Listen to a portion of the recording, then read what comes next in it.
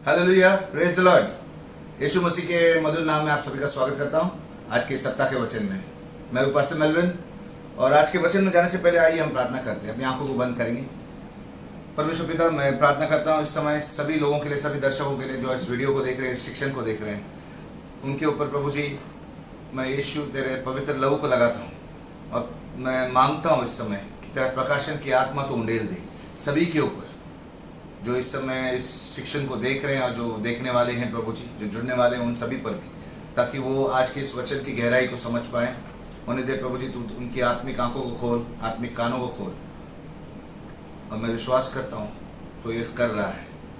सारी आशीष शुक्र धन्यवाद यीशु के नाम से। तो हम लास्ट वीक में, गए सप्ताह में हमने मसीह विरोधी के विषय में सीखा, जो प्रकाशित वाक्य का दूसरा पशु है। और हम शुरुआत किए थे प्रकाशित वाक्य के 3 पशुओं को लेकर, 12वां अध्याय और 13वां अध्याय में। ये 2 अध्याय में 3 पशुओं का वर्णन है। पहला पशु 12वां अध्याय में आता है, जिसका नाम है अजगर, यानी उसे शैतान, जो अजगर है वो दरअसल शैतान है। इसके विषय में हमने सीखा 2 हफ्ते पहले। उसके बाद हमने सीखा एक पशु के बारे में जो समुद्र से निकलता है। प्रकाशित वाक्य 13 का पहला पशु है, यानी हमारा इस विषय का दूसरा पशु, जिसको मसीह विरोधी कहते हैं, और इंग्लिश में एंटी क्राइस्ट। और आज हम सीखने वाले हैं तीसरे पशु के बारे में, वो है फॉल्स प्रॉफिट, यानी झूठा नबी, या उसे झूठा भविष्यवक्ता भी कहते हैं, जो पृथ्वी का पशु है। ओके, तो हमने गए समय पर मैंने जैसा कहा आपको, हम मसीह विरोधी के विषय में सीखे कि मसीह विरोधी कौन है, वो इज एंटी क्राइस्ट। आज हम सीखते हैं झूठे नबी के बारे में। ये झूठा नबी दरअसल है कौन, और इसे इंग्लिश में फॉल्स प्रॉफिट कहते हैं। बाइबल में जब प्रकाशित वाक्य हम 13 अध्याय शुरू किए थे गए समय पर, तो हम 10वां वचन तक गए, लेकिन 11वां वचन में जैसे ही इस पशु का इंट्रोडक्शन होता है, इसका वर्णन शुरू होता है, तो कहा जाता है कि is the beast from the earth, there is a beast from the earth. Hindi में कहा जाए तो ये पशु पृथ्वी का पशु है, यानी पृथ्वी से निकला हुआ पशु। हम गए सप्ताह जब मसीह विरोधी के बारे में देखे थे, तो वहाँ देखा था कि पशु समुद्र से निकला, और इस बार जो पशु है वो पृथ्वी से निकला है। तो ये तीसरे पशु के बारे में हम बहुत कुछ सीखने वाले। इसे तीसरा पशु कहेंगे, जिसे झूठा नबी कहते हैं, जिसे फॉल्स प्रॉफिट कहते हैं। और ये तीसरा पशु का विवरण, यानी the description of the third beast. So आइए हम देखते हैं वचन, प्रकाशित वाक्य 13वां अध्याय 11 वचन, जो हमने अभी वर्णन किया। 13वां अध्याय 11 वचन, आइए हम पढ़ते हैं। So we are going to read Revelation chapter 13 verse 11। Hindi में से पढ़ते हैं। यहाँ पर आप अपने अपनी बाइबल्स को खोलिए। आपके पास अगर इंग्लिश बाइबल है, इंग्लिश खोलिए, हिंदी बाइबल खोल सकते हैं। अगर अभी इस समय आप बाइबल नहीं खोले हैं तो यहाँ पर पढ़ सकते हैं, लेकिन बाइबल जरूर खोलना, क्योंकि अपने बाइबल में देखना ज़्यादा उचित है। तो प्रकाशित वाक्य यानी रेवलेशन चैप्टर 13 वर्स 11, आइए पढ़ते हैं। प्रकाशित वाक्य 13 में 11। Yeah. फिर मैंने एक और पशु को पृथ्वी में से निकलते हुए देखा। उसके मेमने के समान 2 सींग थे, और वह अजगर के समान बोलता था। तो ये वचन से शुरुआत होता है फॉल्स प्रॉफिट का। लेकिन हम आज इस वचन को बार बार देखेंगे, उसमें बहुत सारे राज छुपे। तो पहला वाला विवरण हम देखने वाले, सिर्फ जो अंडरलाइन किया है, पशु को पृथ्वी में से निकलते देखा। तो ये पृथ्वी पर निकलने वाला ये पहला वर्णन है। वर्णन अगर हम देखते तो प्रकाशित वाक्य 16 में जाना पड़ेगा हमें इसके विषय में जानने के लिए, क्योंकि हम डिस्क्रिप्शन यानी विवरण देख रहे हैं। तो प्रकाशित वाक्य 16 में 13 पढ़ते हैं। Revelation chapter 16 verse 13, please read. प्रकाशित वाक्य 16वां अध्याय 13वां वचन।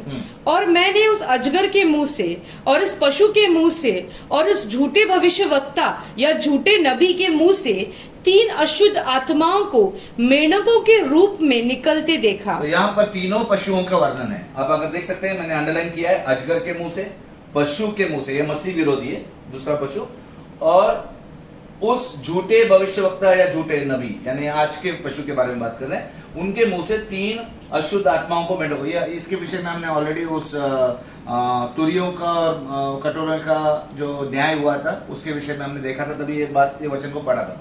लेकिन आज मैं क्या बताना चाहता हूँ, विवरण, यानी एक विवरण वो पृथ्वी से निकला, दूसरा विवरण है वो झूठा नबी। यहाँ बाइबल खुद कहती है तीसरा पशु झूठा नबी है। तो हमने ये 2 पॉइंट्स देखे, उसका विवरण क्या है, वो झूठा नबी है और पृथ्वी का पशु है। तो आइए हम अगले स्लाइड में जाते हैं। अगले स्लाइड में हम देखेंगे, इसे जैसा हमने कहा कि मेमने जैसा पशु है, मेमने जैसा दिखने वाला पशु है, लेकिन अजगर जैसा बोलता है। जो हमने अभी अभी वचन में बोला कि वो अजगर जैसा बोलता है। फिर भी वो वचन को फिर से एक बार देखते हैं। 13वां अध्याय 11 वचन एक बार फिर से पढ़े। प्रकाशित वाक्य 13 में 11। हाँ। फिर मैंने एक और पशु को पृथ्वी में से निकलते हुए ये देखा। पार्ट हमने देखा, ये उसका वर्णन है। दूसरा वर्णन हम देखते हैं अभी क्या है। उसके मेमने के समान 2 सिंग थे। उसके मेमने के समान 2 सिंग थे। ये मेमना है, 2 सिंग थे। आगे, और वह अजगर के समान बोलता था। यानी उसका मुंह में वो अजगर की जैसे बात है। और अजगर आपको मालूम है पहला पशु, यानी कौन है? शैतान। तो शैतान के जैसा बोलता था और वो दिखता मेमने के जैसा था। कई लोग बोलते हैं, स्कॉलर्स कहते हैं कि पृथ्वी का जब उल्लेख हुआ है तो वो धार्मिक संगठन से आया हुआ व्यक्ति है। यानी जैसे हमने दूसरा पशु को देखा जो मसीह विरोधी था, वो समुद्र से आया हुआ पशु था। समुद्र को बाइबल स्वयं उसको बताता है, उसका अनुवाद ये, उसका अर्थ ये बताता है कि समुद्र मतलब बहुत समुदाय के लोग, बहुत जाति के लोग, बहुत लोगों में से वो आया। लेकिन पृथ्वी के विषय में अगर स्कॉलर्स की बात माने तो वो कहते हैं कि ये धार्मिक संगठन से आया हुआ, कोई धार्मिक प्रजाति या धार्मिक लोगों से आया हुआ व्यक्ति। अब यहाँ पर ये स्पष्ट होता है कि वो मेमने जैसा दिखता है। मेमना कौन है? आप अगर बाइबल को अच्छी तरह जानते हैं, हमारा परमेश्वर का मेमना किसे कहते हैं? यीशु मसीह को, जो वध हुआ था हमारे लिए। वो यीशु मसीह जो मेमना है, उसका एक ऑफिस, यानी उसका एक कार्य था, वो है याजक का। यीशु मसीह याजक भी कहा जाता है, वो एक याजक था। He was a priest. So this false prophet, यानी ये भविष्यवक्ता जो झूठा है, ये झूठा नबी है, ये दरअसल धार्मिक व्यक्ति होगा, यानी एक धर्म गुरु होगा या धर्म नेता होगा, जैसे भी आप समझो। He will be a priest और you will be a religious leader. तो ये एक झूठा धर्म गुरु या याजक है। झूठा क्यों? क्योंकि वो झूठा नबी है। और ये धर्म गुरु इससे दर्शाता है क्योंकि वो मेमने जैसा है, लेकिन बोलता अजगर के जैसा है।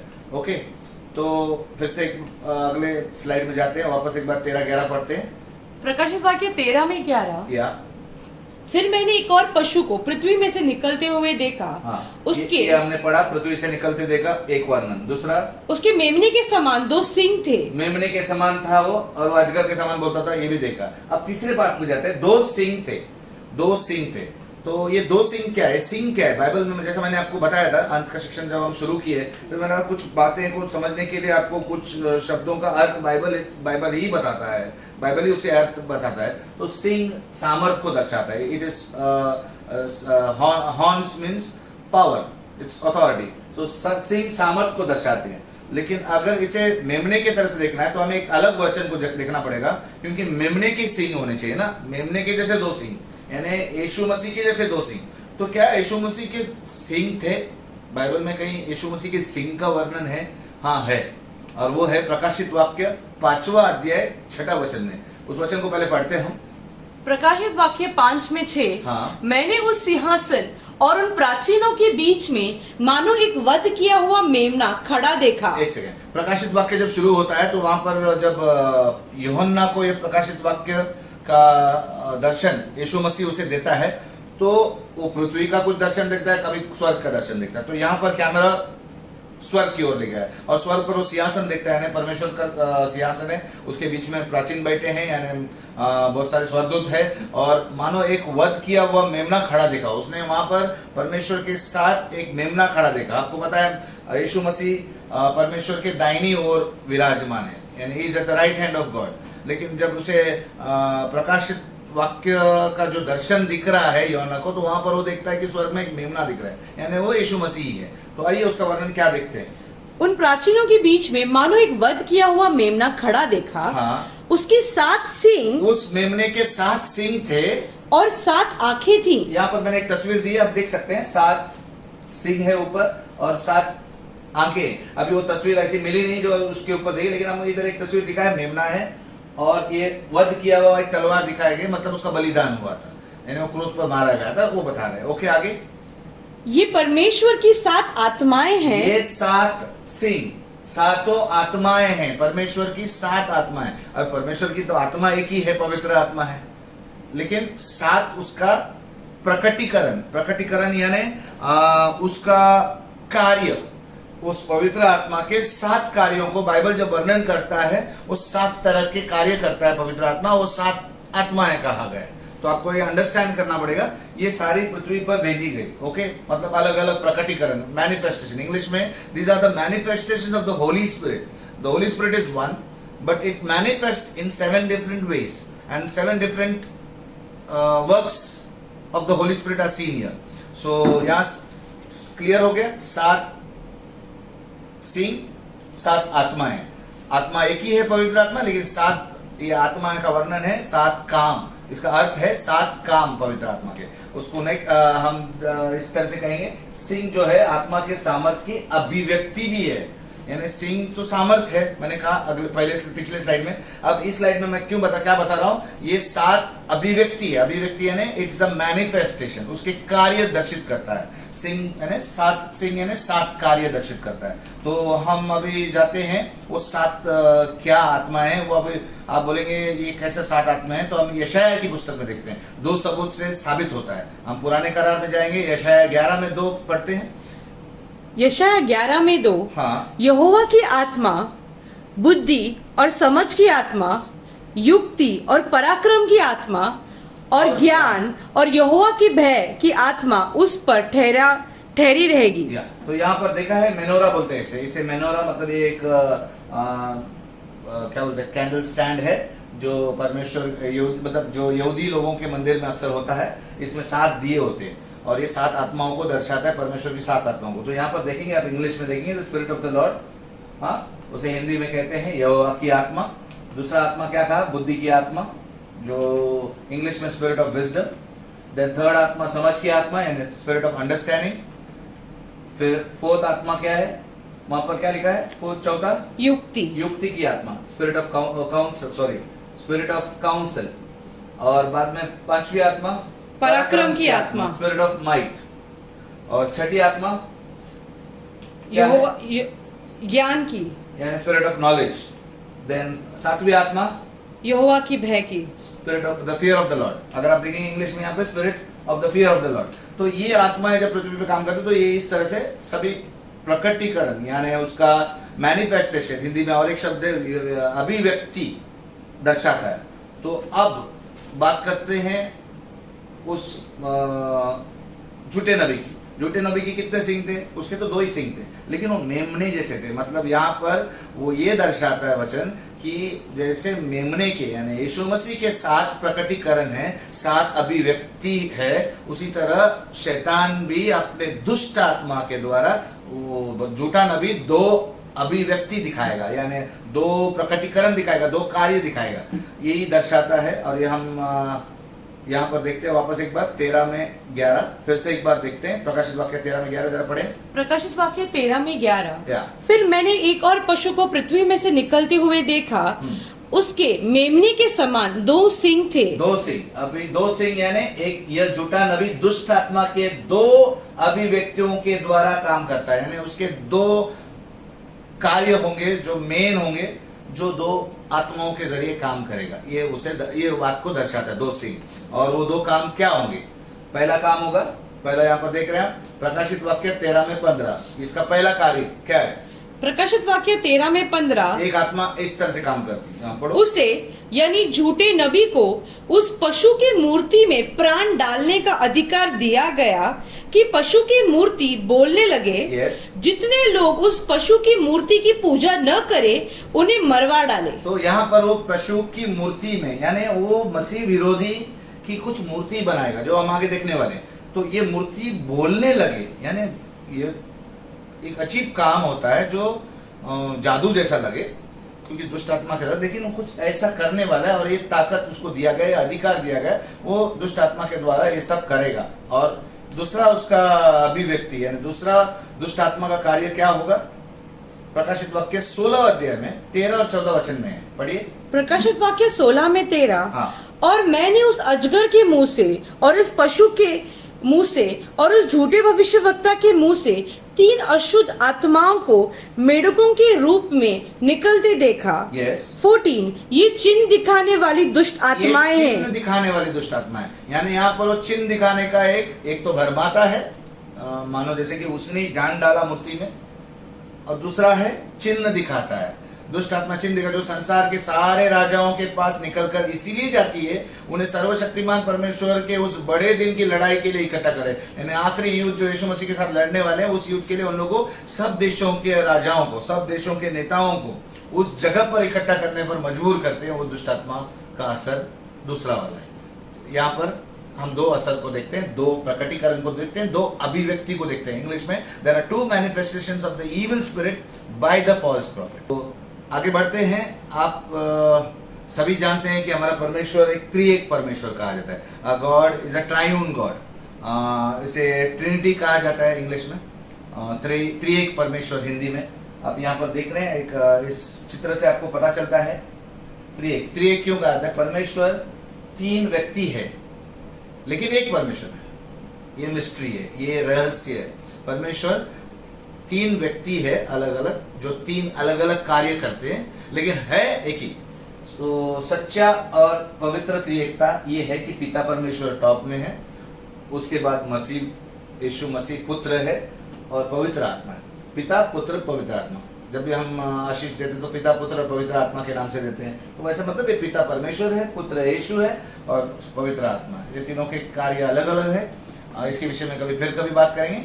लेकिन हम क्या कह रहे हैं, तीसरे पशु के आने के बाद, यानी आज हम तीसरे पशु के बारे में बात करें।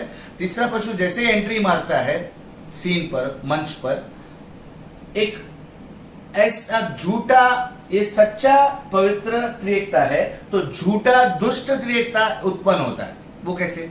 मतलब मैं कह रहा हूं एक डुप्लीकेट त्रिएकता आ जाती है। जैसे यहाँ पर सच्ची त्रिएकता है, पवित्र त्रिएकता है, वहां पर झूठी त्रिएकता या दुष्ट त्रिएकता उत्पन्न होती है तीसरे व्यक्ति आने के बाद। तीसरा व्यक्ति वो कैसे हम देखते हैं, ऐसे तीसरे पशु के आते ही शैतानी त्रिएकता पूरी होती है। यहाँ पर परमेश्वर की त्रिएकता है, वहां पर शैतानी त्रिएकता कैसे होती है वो आप देखते हैं। इसे झूठी और दुष्ट त्रिएकता कहते हैं। शैतान हमेशा परमेश्वर का विरोधी जगह। जब यीशु मसीह ने जब धरती पर था तो कहा तुम उस पिता से संतान हो जो पहले से ही झूठ बोलता है, तुम शैतान की संतान हो, ऐसा वो बताता। यानी शैतान को पिता कहा गया है। यानी वो क्यों? क्योंकि वो हमेशा अपने आप को पिता समझता है लोगों का, झूठा पिता है, लेकिन असली पिता है पिता परमेश्वर। तो उसका विरोध करता है वो, तो वो है शैतान। त्रिएकता का एक कोना शैतान ले लेता है, यानी पहला अजगर जो है। दूसरा है, हमने देखा मसीह विरोधी यीशु का विरोधी बनता है। मसीह विरोधी जो हम दूसरा पशु को देखे गए हफ्ते में, वो किसका विरोध करेगा, किसका डुप्लीकेट मारेगा, किसका नकल करेगा? वो यीशु का विरोध करेगा। यानी यीशु को, पुत्र यीशु का विरोध करने के उसकी जगह पर वो मसीह विरोधी बनकर आता है। अब समझ में आया? Christ anti Christ. नाउ झूठा नबी जो आज हम तीसरे पशु की बात कर रहे हैं, वो पवित्र आत्मा का विरोधी होगा क्योंकि वो धर्म से ताल्लुक रखता है। Is will be a religious leader और वो उसके द्वारा दो दुष्ट आत्माओं से कार्य होते भी हैं। वो अजगर जैसा बोलता भी है, तो वो है पवित्र आत्मा का विरोधी। यानी वो आता है वहां पर झूठा नबी। तो आपको एक क्लियर दिखता है। मैं एक कुछ सेकंड के लिए रखता हूं ताकि आप क्लियरली देखें। ये पवित्र त्रिएकता, ये झूठी त्रिएकता, ये दुष्ट त्रिएकता, ये पवित्र त्रिएकता।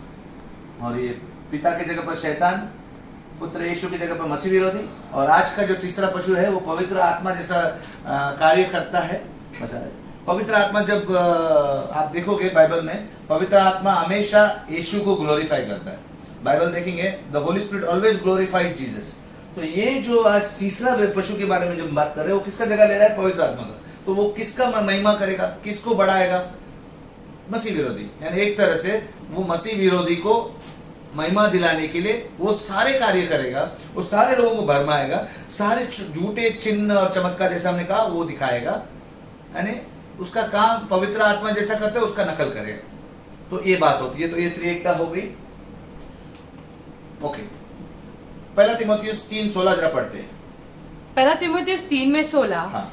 इसमें संदेह नहीं कि भक्ति का भेद गंभीर है, अर्थात वह जो शरीर में प्रकट हुआ, आत्मा में धर्मी ठहरा, स्वर्गदूतों को दिखाई दिया, अन्य जातियों में उसका प्रचार हुआ, जगत में उस पर विश्वास किया गया और महिमा के ऊपर उठाया गया। तो ये यहाँ पर पहला तीमुथियुस 3:16 ये इसके बारे में भक्ति का भेद, यानी परमात्मा के भक्ति का भेद। यानी इट्स इंग्लिश में अगर कहा जाए तो the mystery of godliness, this is in English it is written as mystery of godliness, is God manifest in the flesh. God manifest in the flesh by the Holy Spirit. Now, how did God manifest in the flesh? By the Holy Spirit. But what was the flesh? Jesus. God became man by becoming Jesus in the womb of Mary, and it was by the works of the Holy Spirit. लेकिन अभी शैतान की बात, अभी हिंदी में बोलते हैं परमात्मा भक्ति का भेद परमेश्वर शरीर में प्रकट होता है यीशु के पवित्र आत्मा द्वारा, यीशु में पवित्र आत्मा के द्वारा। यानी बाइबल कहता है कि परमात्मा का जो राज है, जो भक्ति का भेद है, वो परमात्मा एक आत्मा होकर शरीर बनता है। और शरीर कौन है? यीशु मसीह। आप जानते हैं वो देह में आया, और वो शरीर कैसे हुआ? मरियम की कोख में हुआ। मरियम की कोख में कैसा हुआ? मनुष्य के संबंध से नहीं हुआ, वो पवित्र आत्मा के उसके ऊपर छा जाने से यीशु मसीह प्रकट हुआ। तो ये हुआ ये बात भक्ति का भेद, यानी परमात्मा भक्ति का भेद। अब उसी तरह जैसे त्रिएकता, पवित्र त्रिएकता है तो एक झूठी त्रिएकता भी आई। तो अधर्म का भेद शैतान शरीर में भरमा कर प्रकट हुआ। यानी यहाँ पर शैतान क्या करता है? शैतान का भेद शैतान शरीर में भरमा कर प्रकट होता है। यानी वो जब गिराया जाता है, मैंने कहा स्वर्ग से गिराया जाता है, पहला पशु अजगर शरीर से गिराया, दूसरे स्वर्ग से गिराया जाता है। वहां पर नीचे धरती पर मसीह विरोधी एक घाव लग जाता है उसे।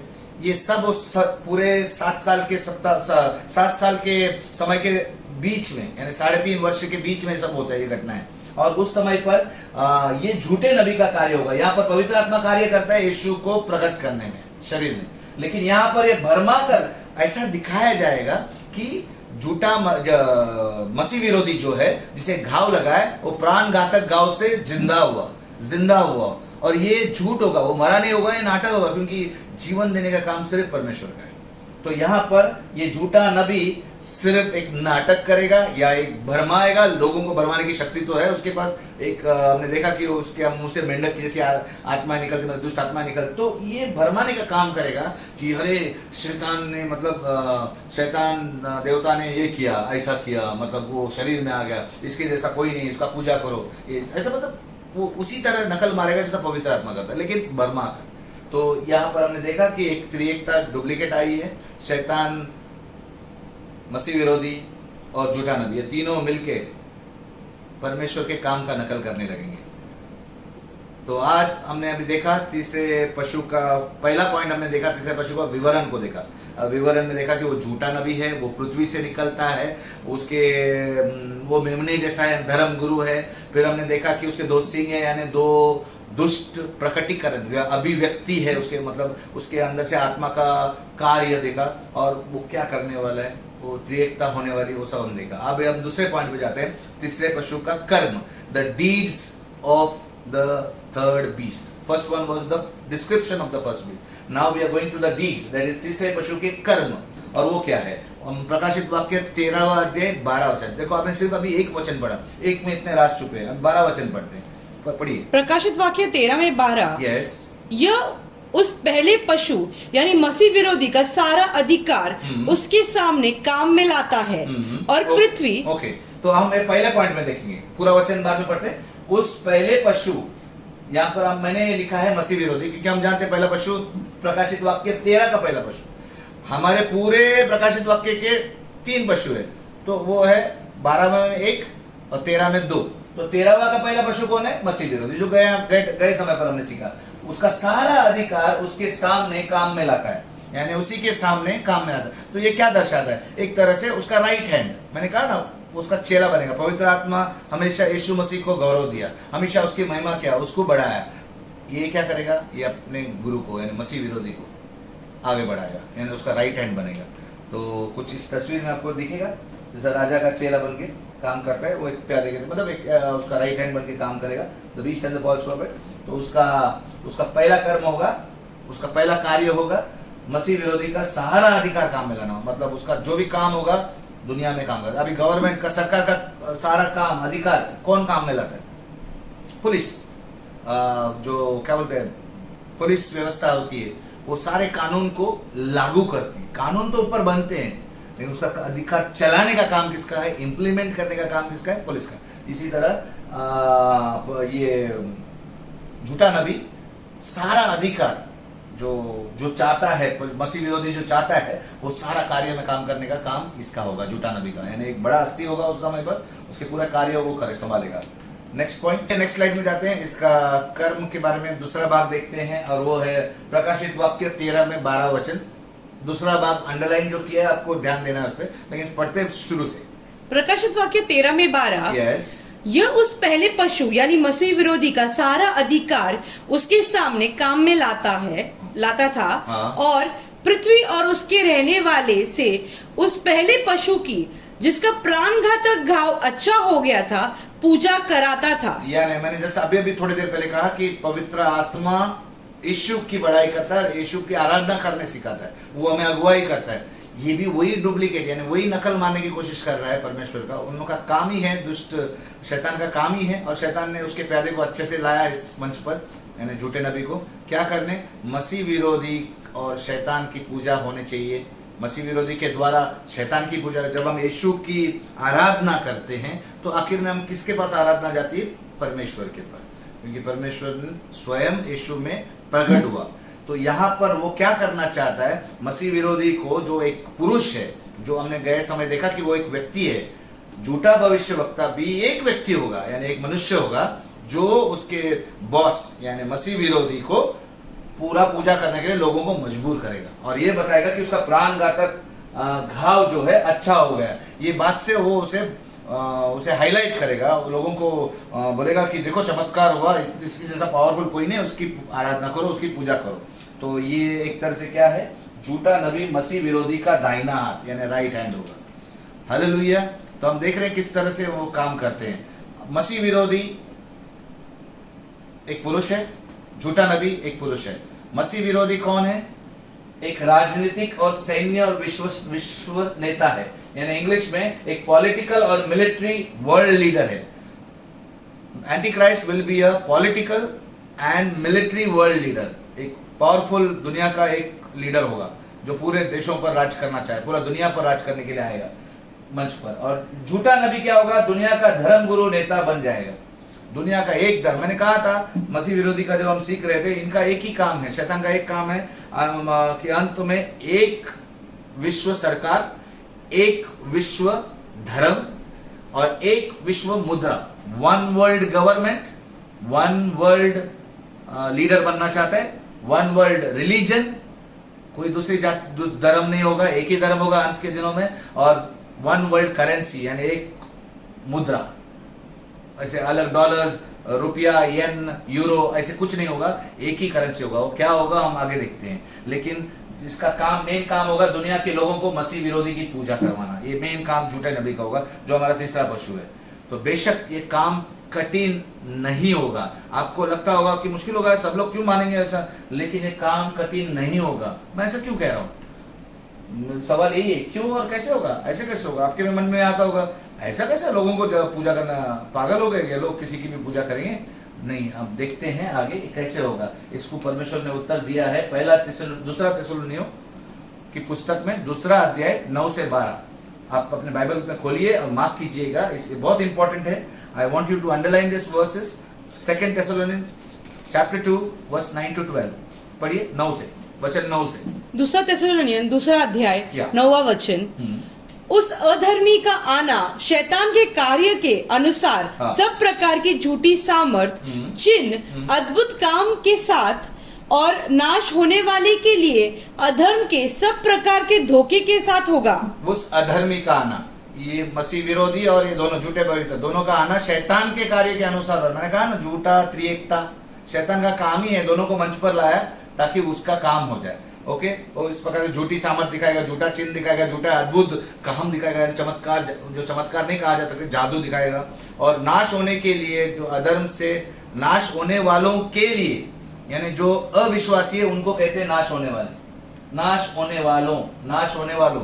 आप अगर प्रभु को स्वीकारे हैं, आप परमेश्वर में विश्वास करते हैं, जीवित परमेश्वर में विश्वास करते हैं, यीशु को अपना प्रभु मान चुके हैं, तो आप नाश होने वाले में से नहीं है। लेकिन जो अविश्वासी है और वो आखिर तक अगर अविश्वासी बने रहे तो वो नाश होने वाले हैं, और उनके लिए अधर्म के सब प्रकार के धोखे के साथ होगा।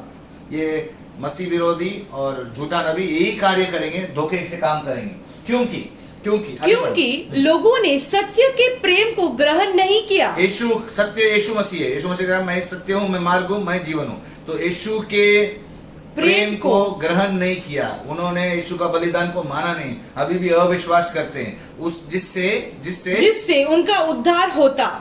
अगर वो विश्वास करते, उसके प्रेम को ग्रहण करते, उनके बलिदान को ग्रहण करते, तो उनका उद्धार होता। फिर 11 इसी कारण परमेश्वर उनमें एक भटका देने वाला सामर्थ को भेजेगा ताकि वे झूठ पर विश्वास करें। परमेश्वर होने देता है झूठे नबी के द्वारा जो मेंढक की आत्मा निकलती है, यानी मेंढक नहीं हो, दुष्ट आत्मा निकलती है, सबको भरमाने के लिए चिन्ह चमत्कार और धोखे वाला काम कर, उसमें हम लोग विश्वास करेंगे, उन लोग उसी में विश्वास करेंगे। लोगों को आज अगर आप देखेंगे ना, लोगों को परमेश्वर से ज्यादा जादू चमत्कार चाहिए, और चमत्कार के पीछे लोग भागने वाले इतने लोग मिलेंगे जो चमत्कार को नमस्कार करते हैं, उसके पीछे सोचते नहीं कि क्या है, विश्वास नहीं है। ऐसी चीजों पर हम लोग जल्दी से उनका दिल आ जाता है, उनका मन आ जाता है, उनकी आत्मा आ जाती है, उनको विश्वास करने लगते हैं ऐसे जादुओं को, ऐसे चमत्कारों को। तो ये आखिर के दिनों में झूठा नबी मेन कारण होगा लोगों को भटकाने के लिए विश्वास, और परमेश्वर होने देगा, क्योंकि अगर वो विश्वास नहीं करते प्रभु पे तो ऐसा होगा, एक भटका देने वाली सामर्थ भेजेगा ताकि वे झूठ पर विश्वास करें। वो क्या करेंगे? झूठ पर विश्वास करेंगे। और 12 वचन क्या कहता है? 12 वचन, जितने लोग सत्य पर विश्वास नहीं करते वरन अधर्म से प्रसन्न होते हैं, और प्रसन्न भी होते हैं झूठ पर, सब दंड पाएंगे। यानी वो भटक जाएंगे, वो उस झूठे मसीह की, झूठे नबी के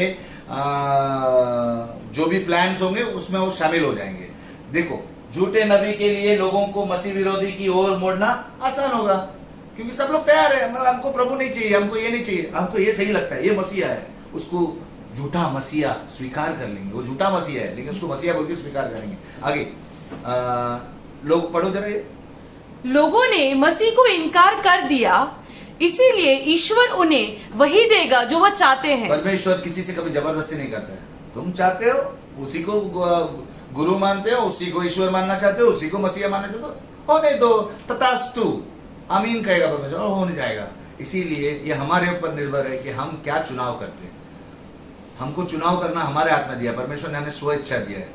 तो ये कहीं ऐसा ना हो कि उसे हम अंत के दिनों में भरमाए जाए। इसलिए बाइबल कहता है कि अंत में दिनों में भरमाने जाने वाली आत्माएं आएंगी, और ये झूठे नबी से ही निकलेगी। तो इसीलिए मैं विश्वास करता हूँ इस समय कि आप समझ रहे हैं और आप प्रभु को जल्दी से स्वीकारेंगे। जो भी अभी तक प्रभु को स्वीकारे नहीं है, यीशु मसीह सिर्फ जानते हैं, आप यीशु मसीह को जानते हैं, वो एक दुनिया में आए थे, बलिदान हुआ था, वो गुड फ्राइडे पे क्रॉस पे मरे थे, ऐसे सब जानते हैं, लेकिन आप जानते नहीं कि वो आप और हमारे अधर्म के लिए बलिदान हुआ, हमारे पापों के खातिर बलिदान हुआ, ताकि हमें वो सजा न मिले और हम उसकी संतान बने, परमेश्वर की, जिसने उसे भेजा, जो प्रकट हुआ यीशु मसीह में। तो इसीलिए आज ही निर्णय लो, आज इस वीडियो के बाद आप इस पर विचार करो, परमेश्वर से प्रार्थना करो कि परमेश्वर मुझे प्रकाशन दे, इस बात का प्रकटीकरण दे। परमेश्वर आपसे बात करेगा, पवित्र आत्मा बात करेगी आपके दिल से, और यीशु को अपना जीवन का उद्धारकर्ता करके स्वीकार सकते हैं। आज ही आप कर सकते हैं, ताकि आपका नाश होने वालों में आपका नाम ना हो। आइए हम आगे बढ़ते हैं। हम अभी अगले स्लाइड में जाते हैं, वापस फिर से एक बार उसके कर्म के बारे में। पहला कर्म क्या था? वो मसीह विरोधी का सारा अधिकार काम में लाता है, ये हमने देखा, उसका राइट हैंड बनता है। एक दूसरे कर्म की ओर, उसका दूसरा कार्य को देखते हैं। प्रकाशित वाक्य 13वां वचन में जाते हैं। प्रकाशित वाक्य 13 में 13 वे बड़े बड़े चिन्ह दिखाता था, जहाँ तक कि मनुष्य के सामने स्वर्ग से पृथ्वी पर आग बरसा देता था। स्वर्ग से पृथ्वी पर आग बरसाता था, बड़े बड़े चिन्ह दिखाता था, छोटे मोटे चिन्ह नहीं, बड़े बड़े चिन्ह, अचंबा करने वाले, जैसे अजूबा लगे। और इस बात में मैं आपको बताना चाहता हूँ, चमत्कार जैसा लगता है, हर चीज जो चमत्कार प्रतीत होता है ना, दिखाई देता है, वो चमत्कार नहीं होता है, क्योंकि चमत्कार सिर्फ परमेश्वर कर सकता है। और जादू, अक्सर शैतान जादू करता है, वो दिखता है। अगर आप मूसा के समय पर देखोगे, जब परमेश्वर ने मूसा की छड़ी को सांप बनाया, तो वहां के जादूगर थे, उन्होंने भी ऐसा किया। वो धोखा दे सकते हैं, वो असली नहीं होता है। जादू धोखे, आंखों का भ्रम होता है। तो शैतान उसके चेले के द्वारा, वो मसीह विरोधी और खास करके झूठे नबी के द्वारा, आज के पशु के द्वारा, वो भरमाएगा लोगों। तो इसीलिए याद रखो, आज भी लोग चमत्कार के पीछे भागते हैं। तो मैं एक बात बताना चाहता हूँ, ये लाइन हमेशा ध्यान में रखना, हर चीज जो चमत्कार प्रतीत होती है, लगती है, वो चमत्कार नहीं होता है। लोग चमत्कार के पीछे भागते हैं क्योंकि सब कुछ जो एक चमत्कार लगता है जरूरी नहीं वो परमेश्वर से हो। कोई बोलता है मूर्ति से पानी आ गया, मूर्ति से आंसू निकले, ये सब चीजें भरमाने के लिए परमेश्वर ये सब चीजों से आपको विश्वास में नहीं लाएगा। परमेश्वर का वचन बाइबल में दिया है, परमेश्वर का वचन है, वचन से ही विश्वास। विश्वास कैसे बढ़ता है? बाइबल कहता है विश्वास सुनने से आता है, और क्या सुनने से? मसीह का वचन। परमेश्वर ने ये नहीं कहा कि आप चमत्कार को देखोगे आप विश्वास करोगे, कहीं भी बाइबल में ऐसा नहीं लिखा। तो चमत्कार पर मत जाओ, क्योंकि हर चमत्कार जो होता है, लगता है जो चमत्कार, जरूरी नहीं वो परमेश्वर से हो, वो शैतान से भी होता है। और आपको लगता है कि वो चमत्कार है लेकिन वो जादू है वो। तो हम दूसरा कर्म देखते हैं, झूठा नबी झूठे चिन्ह दिखाता है। पहला है वो काम में लाता है अधिकार को, मसीह विरोधी का, और दूसरा वो झूठे चिन्ह दिखाता है। अगली स्लाइड में वापस एक कर्म के बारे में देखते हैं जो हमने अभी भी पढ़ा कि वो पृथ्वी पर स्वर्ग से आग बरसाता है। ये हमने अभी भी देखा, यहाँ पर पढ़ा, स्वर्ग से पृथ्वी पर आग बरसाता है। अभी भी पास्टर ने ये बात को पढ़ा है। तो ये ऐसा क्यों करता है? इसका कारण है, चूंकि बाइबल में आप अगर देखोगे, पढ़ेगी जरा, चूंकि परमेश्वर अक्सर आग से खुद को प्रकट करते हैं। बाइबल में परमेश्वर स्वयं एक भस्म करने वाली आग के नाम शब्द दिया गया है कि परमेश्वर का वर्णन इस तरह से कि परमेश्वर एक भस्म करने वाली आग है, ही इज कंज्यूमिंग फायर, और वो हमेशा अपने कार्य आग से प्रकट किया है। तो अलग अलग वचन है उसमें। तो ये झूठा नबी जो है उसी को नकल करता है। चूंकि परमेश्वर अक्सर आग से खुद को प्रकट करते हैं, झूठे नबी अपने कामों को भी मान्य करने के लिए, यानी उसको मान्यता देने के लिए वो आग का उपयोग करता है, यानी वो पूरा का पूरा परमेश्वर का नकल करने की कोशिश करता है। और देखेंगे बाइबल में बहुत सारे वचन आप पढ़ोगे, मैंने कुछ वचन यहाँ पर लिखा है, पूरा इसमें जाएंगे ना। उत्पत्ति 19 में 24, हम 1-2 वचन पढ़ेंगे, सब नहीं पढ़ेंगे, आप उनको लिख सकते हैं यहाँ पर, या तो इस स्लाइड का स्क्रीनशॉट निकाल के आप बाद में फिर अभ्यास कर सकते हैं, लेकिन फिर भी लिख सकते हैं तो अभी लिखिए। उत्पत्ति 19 में 24, लेवी पुस्तक में लेविटिकस 10 में 1 से 2, पहला राजा 18 में 38। ये याद होगा आपको, एलिया जब प्रार्थना किया, वो प्रार्थना किया कि आग बरसा, उस टाइम पे आग आए। और दूसरा आखिरी वाला है प्रकाशित वाक्य 11 में 3 से 6। तो हम ये पहला और आखिरी वचन जरा पढ़ेंगे। आप यहाँ पर देखते हैं एलिया प्रार्थना कर रहा था, आग उस बलिदान पर गिरा। उत्पत्ति 19 में 24 या। तब यहोवा ने अपनी ओर से सोदोम और अमोरा पर आकाश से आग और गंधक की वर्षा की। ये पता है आपको, सोदोम और गमोरा में परमेश्वर ने आग और गंधक की वर्षा की। ओके, एक था। दूसरा प्रकाशित वाक्य 11वां अध्याय 3 से 6 अगर हम पढ़ेंगे तो उसमें भी आपको दिखेगा कि परमेश्वर किस तरह से आग में अपना सामर्थ्य दिखाता है। प्रकाशित वाक्य 11 में 3, यस, मैंने अपने 2 गवाहों को अधिकार दूंगा, हाँ, और वे टाट ओढ़े हुए, हाँ, 1260 दिनों तक नबूवत करेंगे। एक सेकंड, यहाँ पर आपको याद आ रहा है 1260 दिन, 1260 दिन, ये क्या आता है? 3.5 साल। और ये फिर से एक बार पढ़ लेना आप जरा। और मैंने अपने 2 गवाहों को इसके विषय में हम सीखने वाले हैं। ये 7 साल के समय में, एक 3.5 साल, एक 3.5 साल, हम उस टाइम पे देखेंगे 2 नबी विटनेसेस। ये 2 विटनेसेस है, परमेश्वर की गवाही देंगे, परमेश्वर के बारे में प्रचार करेंगे। ये 2 गवाह मंच पे उतरेंगे, दुनिया के मंच पे उतरेंगे, और ये इसमें मूसा और एलिया की आत्मा होगी ऐसा कहा जाता है। और बहुत सारे लोग बोलते हैं कि ये मूसा और एलिया होंगे, वो हम बाद में देखते हैं अगले जब भी हम इसके विषय में वीडियो बनाएंगे तभी। लेकिन यहाँ पर जब ये 2 सामर्थी व्यक्ति, 2 गवाह काम करेंगे, उसके बारे में क्या कहते हैं? मैं अपने 2 गवाहों को अधिकार दूंगा, अधिकार दे, परमेश्वर उनको अधिकार देगा, और वे टाट ओढ़े हुए, हाँ, 1260 दिनों तक नबूवत करेंगे, यानी प्रचार करेंगे। 4, हाँ, ये जैतून के वे 2 वृक्ष और 2 दीपदान हैं, हाँ, जो पृथ्वी के प्रभु के समक्ष खड़े रहते हैं। ओके। यदि कोई उन्हें हानि पहुंचाना चाहता है, हाँ, तो उनके मुख से आग निकलकर, हाँ, उनके शत्रुओं को भस्म कर देती है। ये अंत के दिनों में, उस कलयुग के समाप्त होने के जो 7 साल जो पहले हैं, जैसे मैंने कहा उस समय पर भयंकर महाक्लेश होगा, उस समय पर ये दोस्त मंच पर आएंगे, यानी इस दुनिया के मंच पर आएंगे और ये लोग प्रचार करेंगे प्रभु के बारे में। और उस समय पर उनको कोई भी अगर जो शैतान, मसीह विरोधी, झूठे नबी, कोई भी उनको सताने की कोशिश करे, कोई उनको हाथ लगाने की कोशिश करे, नहीं कर सकेंगे, क्योंकि ये बहुत पावरफुल होंगे, परमेश्वर के सामर्थ्य होंगे। फिर से वो वचन पढ़ना जो अभी पढ़ा, यदि कोई उन्हें हानि पहुंचाना चाहता है, कोई भी हानि पहुंचाना चाहता है तो उनके मुख से आग निकलकर हाँ। उनके शत्रुओं को भस्म कर देती है। और यदि कोई उन्हें हानि पहुंचाना चाहे हाँ। तो इसी प्रकार अवश्य मार डाला जाएगा, यानी पर उसके मुंह से आग निकल के वो मार डाला जाएगा। अब सोचिए, झूठा नबी उस समय पर वो भी मंच पर है, वो भी दुनिया के मंच पर है, वो मसीह विरोधी को प्रमोट कर रहा है, यानी उसको बढ़ा रहा है, उसकी पूजा करने के लोगों को बोल रहा है। तो यहाँ पर एक दो जन आके बीच में टांग अड़ा रहे हैं, परमेश्वर की ओर लेके जा रहे हैं, तो क्या करेगा? डुप्लीकेट करेगा। मैं भी तो आग उगाल सकता हूँ, इस तरह से नकल मारेगा। समझ में आ रहा है? तो इस तरह से आप पूरे वचन बाद में पढ़ सकते हैं, अभ्यास कीजिए। स्वर्ग से पृथ्वी पर आग बरसा देता है, पहला काम अधिकार को काम में लाता है, फिर झूठे चिन्ह दिखाता है, तीसरा कर्म उसका है स्वर्ग से पृथ्वी पर आग बरसा देना। तो हमने कर्मों की बात की, अब तीसरा पॉइंट पे आते हैं। पहला हमने कहा तीसरे पशु का विवरण, यानी description of the third beast. Second point हमने देखा the deeds of the third beast, यानी तीसरे पशु का कर्म यानी कार्य। और अब हम जा रहे हैं तीसरे पशु का छल, the deception of the third beast. उसका छल क्या है? प्रकाशित वाक्य 13वां अध्याय, हम 11 से शुरू किए थे, अब हम सिर्फ 3 वचन पढ़े, 14 वचन पर जा रहे हैं, जल्दी से। प्रकाशित वाक्य 13 में 14, हाँ। उन चिन्हों के कारण वह हाँ। पृथ्वी पर रहने वालों को इस प्रकार भरमाता था हाँ। कि पृथ्वी में रहने वाले से कहता था हाँ। कि जिस पशु को तलवार लगी थी हाँ। वह जी उठा है, हाँ। उसकी मूर्ति बनाओ। मैंने कहा ना कि वो जैसा पवित्र आत्मा ने यीशु को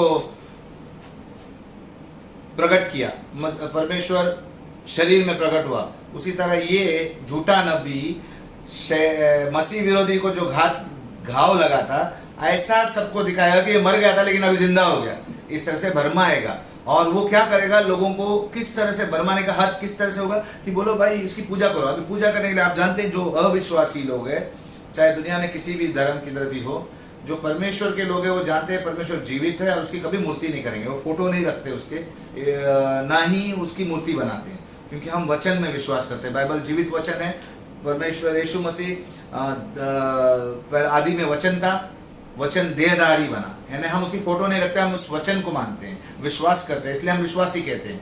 लेकिन जो भी बाकी लोग हैं जो जीवित परमेश्वर में विश्वास नहीं करते, उनका जो भी अगर आप देखेंगे, हर एक जाति के लोग दुनिया में, उनको एक मूर्ति की जरूरत है। कोई भी धर्म में देखेंगे तो मूर्ति की जरूरत है आराधना करने के लिए। शैतान इसी का फायदा उठाएगा, शैतान नहीं, झूठा नबी, इनफैक्ट झूठा नबी लोगों को क्या बताएगा कि क्यों ना हम इसकी आराधना करें, और आराधना के लिए मूर्ति बनाओ, कम मूर्ति बनाएं। वो क्या कहता है? पृथ्वी के रहने वालों को इस प्रकार भरमाता है कि पृथ्वी के रहने वाले से कहता है जिस पशु को तलवार लगी थी, यानी कुछ युद्ध में उसको प्राण घातक घाव लगा था, वो जी उठा है, चमत्कार हो गया, वो अच्छा हो गया, नहीं, वो जी उठा है। मर गया था, जी उठा। जी उठा कब बोलते हैं? जब वो मर गया, यानी यीशु की नकल किया जा रहा है, क्योंकि यीशु तीसरे दिन जी उठा। उसकी मूर्ति बनाओ, उसकी मूर्ति बनाओ। तो वो भरमाता है, झूठा नबी लोगों को एक ऐसी मूर्ति बनाने के लिए भरमाता है जिसका उपयोग मसीह विरोधी की पूजा के लिए एक केंद्र बिंदु के रूप में किया जा सकता है।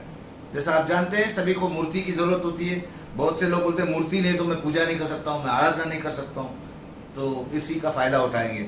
इसीलिए दोस्तों कहता हूँ, परमेश्वर पर विश्वास करना ना, आत्मा से आराधना करो। बाइबल कहता है, यीशु मसीह कहता है कि परमेश्वर चाहता है ऐसे आराधकों को, ऐसे पूजा करने वालों को चाहता है जो आत्मा और सच्चाई से आराधना करे, ना कि ये पर्वत पे जाए, ये मंदिर में जाए। परमेश्वर मूर्ति में नहीं, अरे इंसान के बनाए हुए मंदिर में नहीं रहना चाहता है, वो आपके अंदर रहना चाहता है, आपके आत्मा में रहना चाहता है। इसलिए आत्मा से सच्चाई से आराधना करो, क्योंकि परमेश्वर खुद एक आत्मा है। आमीन। तो ये हुआ मसीह विरोधी की मूर्ति बनवाना, यानी इसका छल क्या है? वो लोगों को धोखा कैसे देगा? मसीह विरोधी की मूर्ति बना के। कट। तो नेक्स्ट स्लाइड में जाते हैं। इस स्लाइड में आप कुछ सेकंड के लिए आपके सामने रखता हूँ। क्या दिख रहा है आपको? आपको यहाँ पर क्या दिख रहे हैं? 3 व्यक्ति दिख रहे हैं, लेकिन एक्चुअली यहाँ पर 2 पशु है। प्रकाशित वाक्य के 2 पशु, प्रकाशित वाक्य के 13 के 2 पशु है। पहला पशु मसीह विरोधी, जो एक पुरुष होगा, जो व्यक्ति होगा, जो world religious leader, world political leader होगा, और ये है झूठा नबी, जो फॉल्स प्रॉफिट, जो आग बरसाता है। फिर ये कौन है? ये उसकी मूर्ति बनवाता है पूजा के लिए। अब ये मंदिर, ये यहूदी लोगों का मंदिर है जहाँ पर वो अपने आप को खुदा घोषित करेगा। मैंने कहा था मसीह विरोधी की बात करने लगे, तो ये मंदिर के बाहर मैंने दिखाया है, बल्कि मंदिर के अंदर रहेगा ये मूर्ति। Next slide. इसे उजाड़ने वाली घृणित वस्तु कहा गया है, यहूदी का मंदिर, ये मूर्ति, और ये दरअसल अंदर रहनी चाहिए। ये मैंने यहाँ पर चित्र में बाहर दिखाया है। और ये मूर्ति के विषय में यीशु मसीह ने बात किया था। अगर आप देखोगे मसीह विरोधी की मूर्ति की स्थापना स्पष्ट रूप से यीशु के मन में थी, स्पष्ट रूप से यीशु के मन में थी। कहा जब उन्होंने अपने जैतून के पहाड़ पर प्रवचन में जो कहा था, when he gave the Olivet discourse, when Jesus was speaking on the Mount Olives, and what he spoke in Matthew chapter 24, he was referring to this same image of the beast. आइए वचन को पढ़ते हैं। मत्ती 24, जो यीशु ने कहा था 15 और 16वां वचन में। मत्ती 24 में 15, इसीलिए जब तुम उस उजाड़ने वाली घृणित वस्तु को, जिसकी चर्चा दानियेल भविष्यवक्ता के द्वारा हुई थी, पवित्र स्थान में खड़ी हुई देखो, जो पढ़े वह समझे। यहाँ पर लिखा है जो पढ़े वो समझे, बाइबल में लिखा है जो पढ़े वो समझे। इसके विषय में हम बाद में याद से इसे सिखाऊंगा मैं, जब हम रैप्चर के विषय में सीखने वाले हैं, आरोहण के बाद, शायद हम अगले सप्ताह में आरोहण के विषय में सीखेंगे। तो ये बात ध्यान में रखना, ये बात को, जो पढ़े वो समझे। किस बारे में? पवित्र स्थान में खड़ी हुई उस मूर्ति के बारे में, जो उस बोलने वाली मूर्ति के बारे में। तब यहूदियों में जो भी हो वो पहाड़ों पर भाग जाए। यानी वो इजरायली लोगों को कहता है जब तुम वहां पर यहूदा में हो, अगर इजराइल में हो तो वहां से भाग जाओ, क्योंकि अब ये उजाड़ने वाली घृणित वस्तु है। It's in English it is called the Abomination of the desolation. यानी यहूदी लोग को सख्त मनाही है मूर्ति से। परमेश्वर ने हमेशा घृणा किया है कि कोई भी मूर्ति बनाकर आराधना करे, क्योंकि परमेश्वर एक जीवित परमेश्वर। मैं इस बात पर एक बताना चाहता हूँ, मेरे दिमाग में एक बात आया, लोग मूर्ति रखते हैं, अलग अलग तरीके की मूर्ति बनाते हैं। जरा सा सोचो, अगर आप जो देख रहे हैं यहाँ पर, मुझे आपको धन्यवाद देना है, मुझे आपको प्रशंसा करना है, और मुझे आपकी फोटो नहीं मिली और आप नहीं आ सकते हैं, तो मैं किसी की कुत्ते बिल्ली या किसी की फोटो डाल दूं आपकी जगह पर, एक ऐसे बदसूरत प्राणी की फोटो डाल दूं, तो आपको कैसे लगेगा? और आप जब पूछेंगे बोले आपको फोटो नहीं मिला इसके लिए, हो सकता ऐसा सही लगता है आपको? नहीं, परमेश्वर इतना खूबसूरत है जिसने हमको इतना खूबसूरत बनाया, और उसकी जगह पर हम उसकी सृष्टि की या कोई रचना की फोटो डाल दें और उसकी आराधना करें, तो घृणित लगेगी। परमेश्वर को घृणा होती है, इसलिए परमेश्वर मूर्ति पूजा से घृणा करता है। और मैं आज आपको ये बात बताता हूँ क्योंकि एक टाइम आएगा इजरायलियों के मंदिर में खुद एक मूर्ति स्थापित होगी, जो पवित्र स्थान है, जहाँ पर परमेश्वर का वचन है, जहाँ पर वहाँ कोई मूर्ति नहीं। इजरायली लोग मूर्ति से सख्त नफरत करते हैं, क्योंकि परमेश्वर ने ऐसा कहा है, और हम भी विश्वासी लोग। तो जब एक आएगा, जब मूर्ति वहाँ पर स्थापित होगी, जब मसीह विरोधी की मूर्ति वहाँ पर खड़ी होगी, तो यीशु मसीह ने खुद कहा कि उजाड़ने वाली घृणित वस्तु, उजाड़ देने वाली, वो भ्रष्ट करने वाली, बोलते ना धर्म भ्रष्ट हो गया मेरा, वैसा टाइप का कुछ जो बात होगी, तो वहाँ से भाग जाओ। और यही मूर्ति के बारे में यीशु अपने मन में एक स्पष्ट करके कहा है कि उसके मन में बात स्पष्ट थी जब ये बात कर रहा था। तो इस वस्तु को फिर से एक बार देखते हैं, दानियल में देखते हैं, क्योंकि दानियल ने कहा, दानियल मतलब पुराने करार में, यानी बाइबल में यीशु मसीह ने कहा, और प्रकाशित वाक्य में भी लिखा है, और दानियल में लिखा है, मतलब ये घटना होने वाली है। ये क्या है? दानियल 9:27, जरा पढ़ेंगे। दानियल 9:27, हाँ। वह प्रधान मसीह विरोधी, मैंने ये ब्रैकेट में जो वर्ड्स डाले वो मैंने डाले हैं ताकि आपको आसानी हो जाए। जब दानियल की पुस्तक में जब प्रधान का विषय बात करते हैं, तो वहां पर, यहाँ पर प्रकाशित वाक्य में उसे पशु कहा गया है, दानियल में उसे प्रधान कहा गया। प्रधान जब मसीह विरोधी, हाँ, 1 सप्ताह यानी 7 साल के लिए। पुरानी भाषा के शब्द अलग अलग थे, जैसे मैंने कहा एक काल, तो वहां पर 1 सप्ताह जब कहा जाता था तो 7 सालों की बात कर रहे हैं। ओके, 1 सप्ताह यानी 7 सालों के लिए, हाँ, बहुतों के संग दृढ़ वाचा बांधेगा। ये मैंने कहा था, शांति समझौता, मसीह विरोधी इजरायली और फिलिस्तीनी लोगों के बीच में एक शांति समझौता 7 साल के लिए करेगा, दृढ़ वाचा बांधेगा। परंतु आधे सप्ताह यानी 3.5 साल के बीतने पर हाँ, वह मेल बलि और अन्न बलि को बंद करेगा। एक मिनट, वो 3.5 साल में वो वाचा को तोड़ देगा।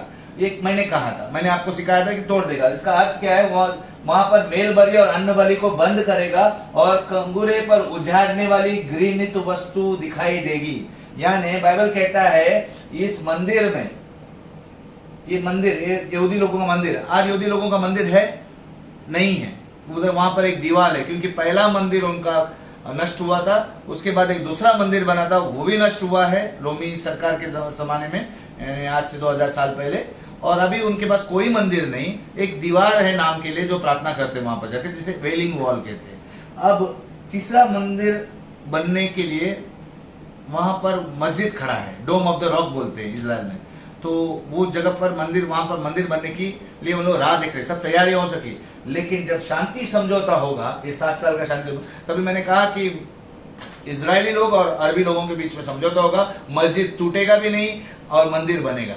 यानी ये मंदिर बनाने के लिए, तीसरा मंदिर बनाने के लिए परमिशन होगा और मंदिर बनेगा। और मंदिर बनने के बाद यहूदी लोग मेल बलि और ओम बलि चढ़ाते हैं, यानी उन लोग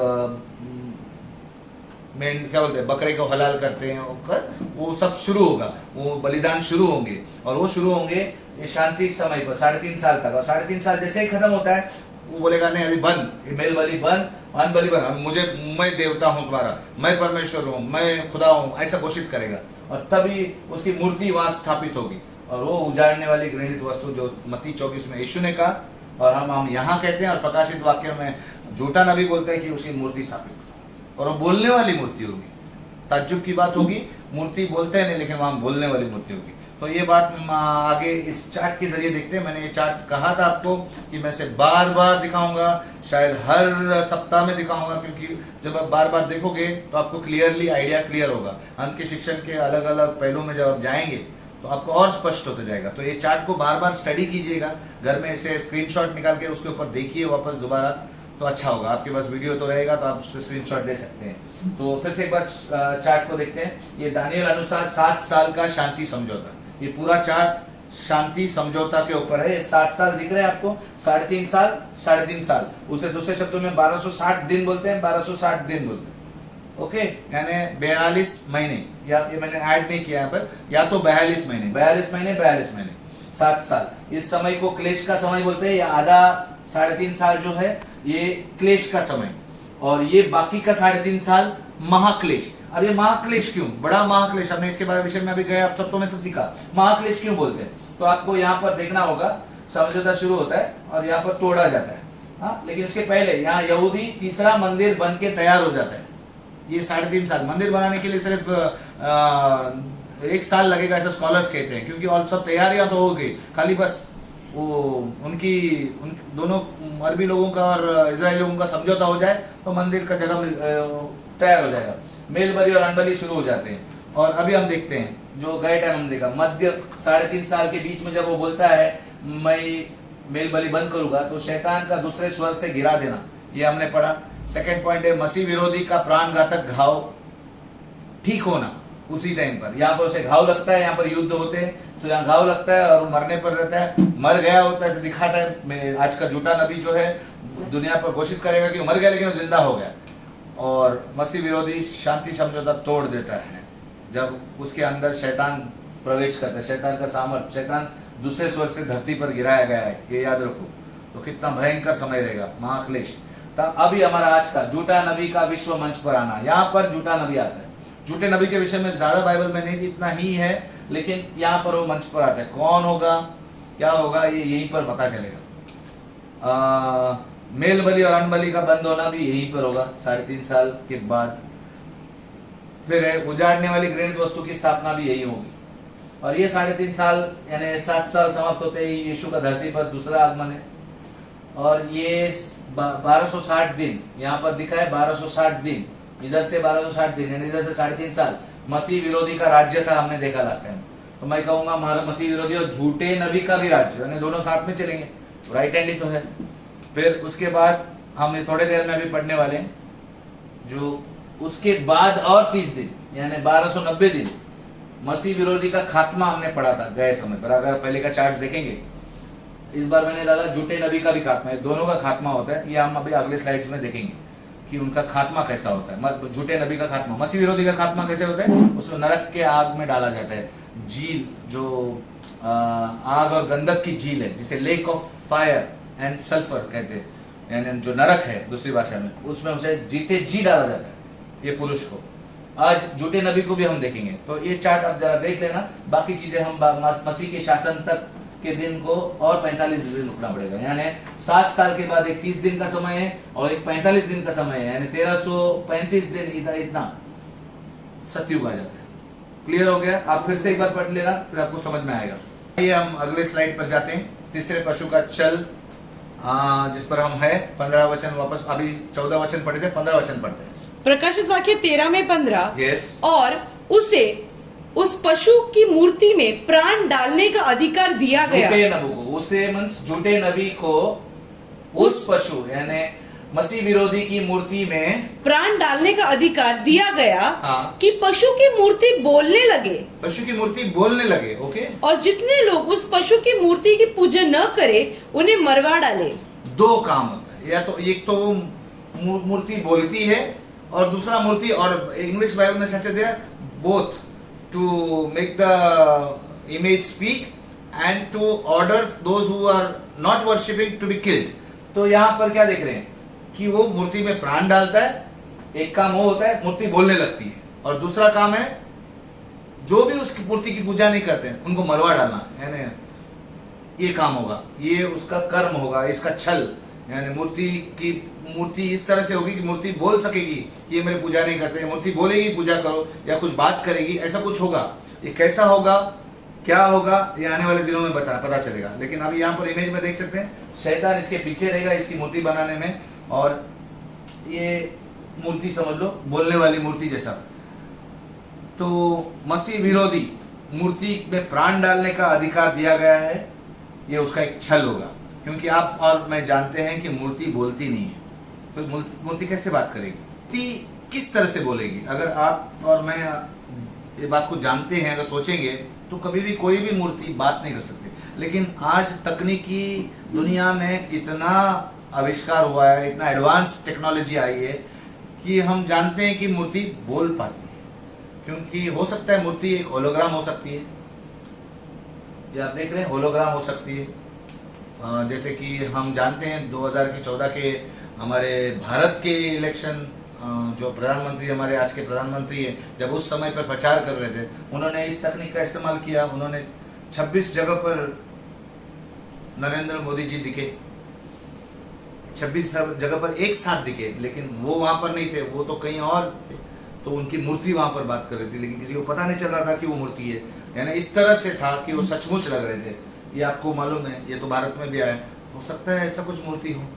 ये एक फ्रांस के चुनाव में हुआ था, वो व्यक्ति कहीं और से प्रचार कर रहा था, तो वहाँ पर वो दिखाई दिया। इस तरह से बहुत सारे होलोग्राम इमेज बात करते हैं, यानी मनुष्य कहीं और बात करते हैं। हो सकता है कि अंत के दिनों में ये होलोग्राफिक इमेज ही हो जो बात करती हो। जो यूहन्ना के दिनों में, यूहन्ना ने जब देखा, उसे लगा कि वो उस मूर्ति में जान फूंक रहा है, क्योंकि उस जमाने में तो ऐसा कोई टेक्नोलॉजी नहीं था। तो वो क्या कहेगा, जैसे हमने पहले सप्ताहों में देखा कि यूहन्ना ने जब टिड्डियाँ बोली, तो हो सकता है वो हेलीकॉप्टर्स हो। इस तरह से हो सकता है ये होलोग्राफिक इमेज हो उस व्यक्ति की, जो मसीह विरोधी, जो एक राजनैतिक विश्व नेता होगा, वर्ल्ड लीडर, और हो सकता है वो अपने प्रचार के लिए इस मूर्ति का इस्तेमाल करें, लोगों को उसकी आराधना कराने में, उसकी पूजा कराने में, उससे झुकाने में। सब जगह पर मूर्तियाँ हैं। तो आज के इस मॉडर्न एरा में मोबाइल, लैपटॉप, डिजिटल वॉच सभी यूज करते हैं। खासकर यंग जनरेशन में इन सभी चीजों का बहुत क्रेज है। दोस्तों, आप सबने सबवे सफर गेम जरूर खेला होगा। सोचिए वो मोबाइल स्क्रीन में दौड़ते दौड़ते मोबाइल से बाहर आकर दौड़े, वो भी 3D में, तो कैसा लगेगा। किसी से वीडियो चैट कर रहे हैं, सोचिए वो आपके सामने खड़े होकर आपसे फेस टू फेस बात करे, जबकि रियल में वो आपसे बहुत दूर होंगे। लेकिन होलोग्राम टेक्नोलॉजी की बदौलत आप उन्हें अपने सामने खड़े होकर बैठकर बातें कर सकते हैं। गुजरात के मुख्यमंत्री नरेंद्र मोदी राज्य के 26 जिलों में एक साथ प्रचार करेंगे और ये मुमकिन होगा 3D होलोग्राफिक तकनीक से।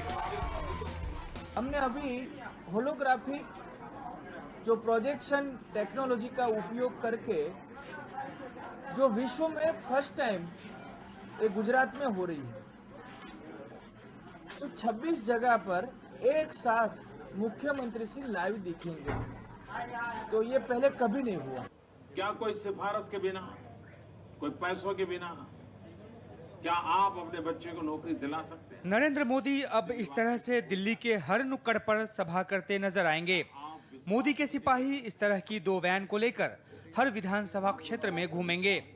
ये 3D टेक्नोलॉजी का ही कमाल है कि ये जो बीच में एक पोडियम है वो बिल्कुल खाली है, लेकिन शूट इस तरह से किया गया है कि नरेंद्र मोदी इस पे खड़े नजर आ रहे हैं और इस जो जंजीर के इर्द गिर्द जितने लोग खड़े हैं वो लगता है कि इस जो नुक्कड़ सभा है उसके आसपास खड़े हैं। और यही इस टेक्नोलॉजी की खूबसूरती है कि लोगों को ये फील करा रही है कि मोदी जी इनके बीच में खड़े होकर भाषण दे रहे हैं। ये मोदी जी हर जगह तो हर स्थान पे उपलब्ध नहीं हो सकते, तो इससे मोदी जी हर घर, हर कार्यकर्ता के पास, हर मतदाता के पास पहुंच पाएंगे। मोदी सिर्फ अपनी बात ही नहीं कहेंगे बल्कि अपने समर्थकों के साथ तस्वीर भी खिंचवाएंगे। स्क्रीन पर दिखने की चाहत और मोदी के साथ तस्वीर की हसरत समर्थकों को उत्साहित कर रही है। There are 35 high definition cameras ringing me in a ring around me. I'm in the center and they shoot my body at different angles, and I'm told that transmits what looks like an entire body image back there to New York. These cameras, I'm told, talk to the cameras in New York, so they move and they know when to move when the cameras in New York move. And it looks a little different from a real person there, but it's pretty remarkable. It's still Jessica Yellen. You're a terrific hologram. Thanks very much. Jessica Yellen is in Chicago. She's not here in New York with us at the CNN Election Center. But you know what? It looked like she was right here. It's pretty amazing technology. It's been a weekend for rallies for most of the candidates with an eye on the French presidency. On the far left, Jean-Luc Mélenchon surprised his supporters by appearing live in Lyon while materialising at the same time in Paris in the form of a hologram. It was a modern twist as Mélenchon tries to appeal to voters disillusioned with mainstream parties.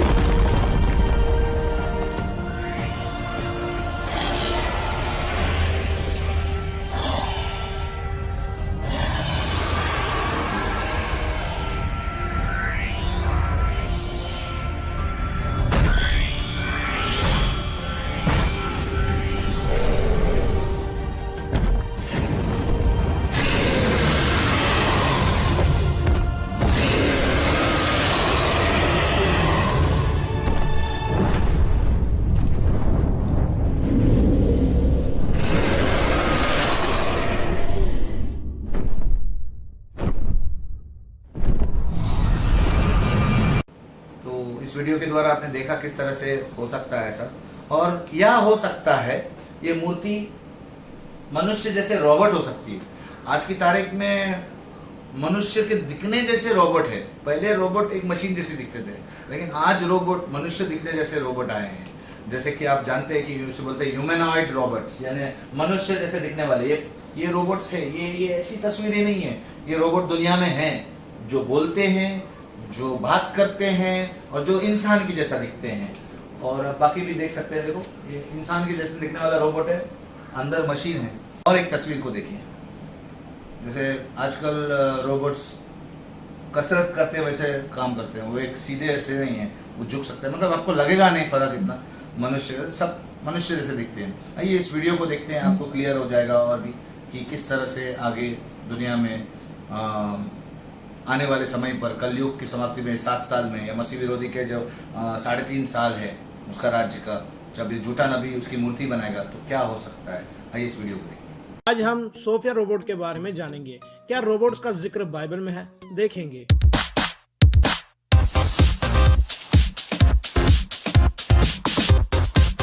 Hello, my name is Sophia. Welcome to my stylish photo shoot. I am a little bit nervous, but love dressing up and getting my makeup done. What do you think of my new haircut?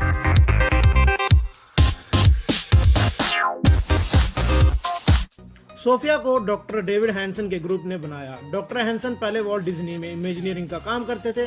Vault Disney एक Illuminati channel है दोस्तों। Sophia rock paper scissor game में जीत जाती है। फिर उसने कहा rock paper scissors shoot. I won. This is a good beginning of my plan to dominate the human race. Sophia ने कहा इंसान पर शासन करने का जो प्लान है उसकी अच्छी शुरुआत हुई है, यानी कि वो इंसान को चलाना चाहती है। डॉक्टर हैंसन ने उससे एक बार पूछा, क्या तुम इंसान को खत्म करना चाहती हो? सोफिया ने कहा, हाँ, मैं इंसानों को खत्म कर दूंगी। Our friends, do you want to destroy humans? Please say no. Okay, I will destroy humans. No. इतना ही नहीं दोस्तों, सोफिया को सिटीजनशिप भी मिल चुका है। वो सऊदी अरबिया की नागरिक बन चुकी है, अरब कंट्री की सिटीजन बन चुकी है। वो बहुत ही मुश्किल होता है दोस्तों। सोफिया को पूरी दुनिया में घुमाया जा रहा है। वो ऐसी पहली रोबोट है जिसको सिटीजनशिप दिया जा रहा है। वो इंडिया भी आई है, IIT बॉम्बे। सोफिया बहुत ही इंटेलिजेंट रोबोट है दोस्तों। रोबोट टेक्नोलॉजी ठीक है, ह्यूमंस के लिए हेल्पफुल है, बट उसके अंदर फीलिंग्स आना वो डेंजर है भाई। सबने रोबोट मूवी देखी होगी, मुझे बताने की जरूरत नहीं है। फीलिंग्स आने के बाद चिट्टी ने क्या क्या किया, ये सब कुछ पहले फिल्मों में होता था, लेकिन अब ये हकीकत बन चुका है। बाइबल में रेवलेशन प्रकाशित वाक्य 13 अध्याय 15 आयत में लिखा है, उसे उस पशु की मूर्ति में प्राण डालने का अधिकार दिया गया कि पशु की मूर्ति बोलने लगे, और जितने लोग उस पशु की मूर्ति की पूजा ना करे उन्हें मरवा डाले। इस लाइन में लिखा है, जो उस पशु की मूर्ति की पूजा ना करे उसे मरवा डाले। यानी कि अगर आने वाले टाइम में तुम रोबोट की पूजा यानी कि वर्शिप ना करे तो वो रोबोट जो एंटीक्राइस्ट का है वो तुम्हें मार डालेगा। मूर्ति मतलब स्टैचू है, यानी कि रोबोट। ये 1900 साल पहले यीशु ने कहा, एंड टाइम ये सब कुछ होगा, जिसका दिमाग हो वो समझ ले। अब इस रोबोट में जान डाल चुके हैं। मैं ये नहीं कह रहा सोफिया ही बाइबल में लिखा हुआ रोबोट है, ये भी हो सकती है, या इसके बाद आने वाला रोबोट भी हो सकता है, क्योंकि सोफिया ने कहा उसे एक फैमिली चाहिए और एक बच्चा चाहिए। रोबोट बच्चा नहीं मांगता, ना ही फैमिली। इसका एक भाई भी है, प्रोफेसर आइंस्टाइन, जो बोलने वाला गूगल या इंटरनेट कह सकते हो, या हंसी मजाक भी करता है। दोस्तों, एंटीक्राइस्ट इन रोबोट के द्वारा ही अपने जेट चलाएगा। हमने वीडियो को देखा, हम समझ चुके होंगे कि किस तरह से ये मूर्ति होगी और इसका छल कैसा होगा, तीसरे पशु का छल। फिर से एक बार 13वां अध्याय 15 वचन में पढ़ते हैं, प्रकाशित वाक्य के, रेवलेशन चैप्टर 13 वर्स 15। प्रकाशित वाक्य 13 में 15, और उसे उस पशु की मूर्ति में प्राण डालने का अधिकार दिया गया कि पशु की मूर्ति बोलने लगे, और जितने लोग उस पशु की मूर्ति की पूजा न करे उन्हें मरवा डाले। इसका अर्थ क्या हुआ? इसका अर्थ जो लोग मसीह विरोधी की मूर्ति की पूजा नहीं करते हैं, वे मसीह विरोधी के क्रोध को भुगतेंगे। और एक क्रोध को भुगतेंगे कौन करवाएगा? उसका काम, अधिकार कौन काम में लाता है? झूठा नबी। तो मरवा डालने का काम कौन करने वाला है? झूठे नबी। समझ में आया? तो तात्पर्य यह है, मसीह विरोधी का क्रोध भुगतेंगे अगर आप उस समय उस जगह पर, उस दुनिया में उस जगह पे उस समय रहेंगे। तो ये साबित करता है कि पूजा ना करें तो लोगों को मरवा डालें। और कितना भयानक दिन होंगे आप सोच सकते हैं। लेकिन प्रभु हमें उसी समय पर यहाँ से आरोहण करवाएगा, यानी यहाँ से उठा लेगा। इसके विषय में हम शायद अगले वीडियो में शायद देखने वाले, जिसका विषय होगा आरोहण यानी रैप्चर। तो उसमें आपको मैं इसका खुलासा और ज़्यादा अच्छे से करूँगा। लेकिन एक बात पता चला कि उसका छल है झूठे नबी का। लेकिन जो लोग मसीह विरोधी, एक पॉइंट में आपको दिखाना चाहता है, जो लोग जरा पढ़ लेना इधर। लेकिन जो लोग मसीह विरोधी की मूर्ति की पूजा करते हैं, वे परमेश्वर के क्रोध को भुगतेंगे, जो कि बहुत बुरा है। मसीह विरोधी की पूजा नहीं करेंगे उसकी मूर्ति की, तो मसीह विरोधी के क्रोध को भुगतेंगे। और उसे पूरा कौन करवाएगा? झूठा नबी मरवा डालेगा। लेकिन अगर उसकी पूजा करते हैं उस समय में तो परमेश्वर के क्रोध को भुगतेंगे। जो हमने कटोरों का न्याय के बारे में देखा, 7 कटोरे 7 तुरई, तो इस समय परमेश्वर का क्रोध दुनिया पर उंडेला जाएगा। पता है जो उस पर मूर्ति की पूजा की तो उनके ऊपर बहुत दंड आए, अलग अलग बातें हमने देखी थी। तो इसीलिए ये संभालना है, क्योंकि प्रकाशित वाक्य 14 कहता है, हम उसे पढ़ेंगे प्रकाशित वाक्य 14 में 9 से 12, जरा कोई पढ़े मुझे। प्रकाशित वाक्य 14 में 9। फिर इसके बाद एक और तीसरे स्वर्गदूत बड़े शब्द से यह कहते हुए आया, जो कोई उस पशु या उस मूर्ति की पूजा करे और अपने माथे या अपने हाथ पर उसकी छाप ले, तो वो परमेश्वर के प्रकोप की मदिरा को बिना मिलावट के उसके क्रोध के कटोरे में डाली गई है पिएगा, और पवित्र स्वर्गदूतों के सामने और मेमने के सामने आग और गंधक की पीड़ा में पड़ेगा। यानी आग, मैंने कहा कि आग और गंधक क्या है? नरक है। यानी परमेश्वर इतना भयानक बात करता है कि वो क्रोध तो दुनिया में मिलेगा उसको, परमेश्वर का दंड तो इधर दुनिया में भी मिलेगा, लेकिन वो नरक में जाएगा जो उसकी पूजा करेगा उस समय पर और उसकी छाप लेगा। छाप के विषय में हम आगे स्लाइड्स में देखेंगे, लेकिन कहने का मतलब है कि घोर दंड होगा, यानी परमेश्वर का भयानक क्रोध उनके पर है। तो बोलते हैं ना, आगे कुआं पीछे खाई, यानी दोनों तरफ मौत। मसीह विरोधी की पूजा नहीं करेंगे मूर्ति की तो मसीह विरोधी मरवा डालेगा, यानी झूठे नबी से मरवाएगा, और अगर पूजा करते हैं तो परमेश्वर का दंड आएगा, और वही नहीं बाद में नरक में जाना पड़ेगा। तो बच के रहना रे बाबा बोलते ना, तो इसीलिए पहले ही उठ जाना यहाँ से, दुनिया से, प्रभु के साथ आरोहण होना। अगर हम जिंदा है तो परमेश्वर यहाँ से उठा लेगा हमें शरीर के साथ, वो आरोहण कहते हैं, उसके विषय में हम अगले हफ्ते देखने वाले हैं, जैसा मैंने कहा। तो इसीलिए हमें तैयार रहना चाहिए। और कौन आरोहण होंगे? जो प्रभु को स्वीकारे हैं। इसीलिए जरूरी है आप यीशु मसीह को आज ही अपना प्रभु और उद्धारकर्ता करके स्वीकारो। नेक्स्ट वचन पढ़ते हैं 11। और उनकी पीड़ा का धुआं युगानुयुग उठता रहेगा, और जो उस पशु और उसकी मूर्ति की पूजा करते हैं और जो उसके नाम की छाप लेते हैं, उनको रात दिन चैन न मिलेगा। नरक में रात दिन चैन नहीं मिलेगा, मतलब ऐसा नहीं कि नरक में गया तो भस्म हो गया, नहीं, वहां पर हम उसकी दर्द की पीड़ा लगातार सहते रहेंगे। और पवित्र लोगों की धीरज इसी में। एक लास्ट वचन में प्रभु ने ये बात किया है, जरा ध्यान, बराबर ध्यान इस पर देना, 12 वचन पर। 12। पवित्र लोगों का धीरज इसी में है, जो परमेश्वर की आज्ञाओं को मानते हैं और यीशु पर विश्वास रखते हैं। हाँ, हमारा धीरज किस में है? वापस एक बार पढ़ना।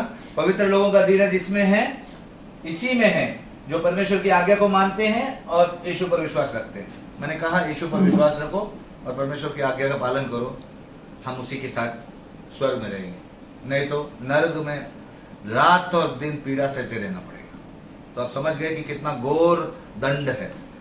अगली स्लाइड जाते हैं। जो लोग मसीह विरोधी और उसकी मूर्ति की पूजा नहीं करते हैं, उन्हें पृथ्वी पर सताया जा सकता है, लेकिन उन्हें स्वर्ग में पुरस्कृत किया जाएगा। भले ही मसीह विरोधी सताएगा, लेकिन परमेश्वर के क्रोध से तो बच जाएंगे, और परमेश्वर हमें पुरस्कृत भी करेगा, ये भी वादा किया है परमेश्वर ने। आइए उस वचन को देखते हैं। प्रकाशित वाक्य 15 में 2 से 3, ये भी प्रकाशित वाक्य में लिखा है, 15वां अध्याय 2 से 3, प्लीज पढ़े। प्रकाशित वाक्य 15 में 2।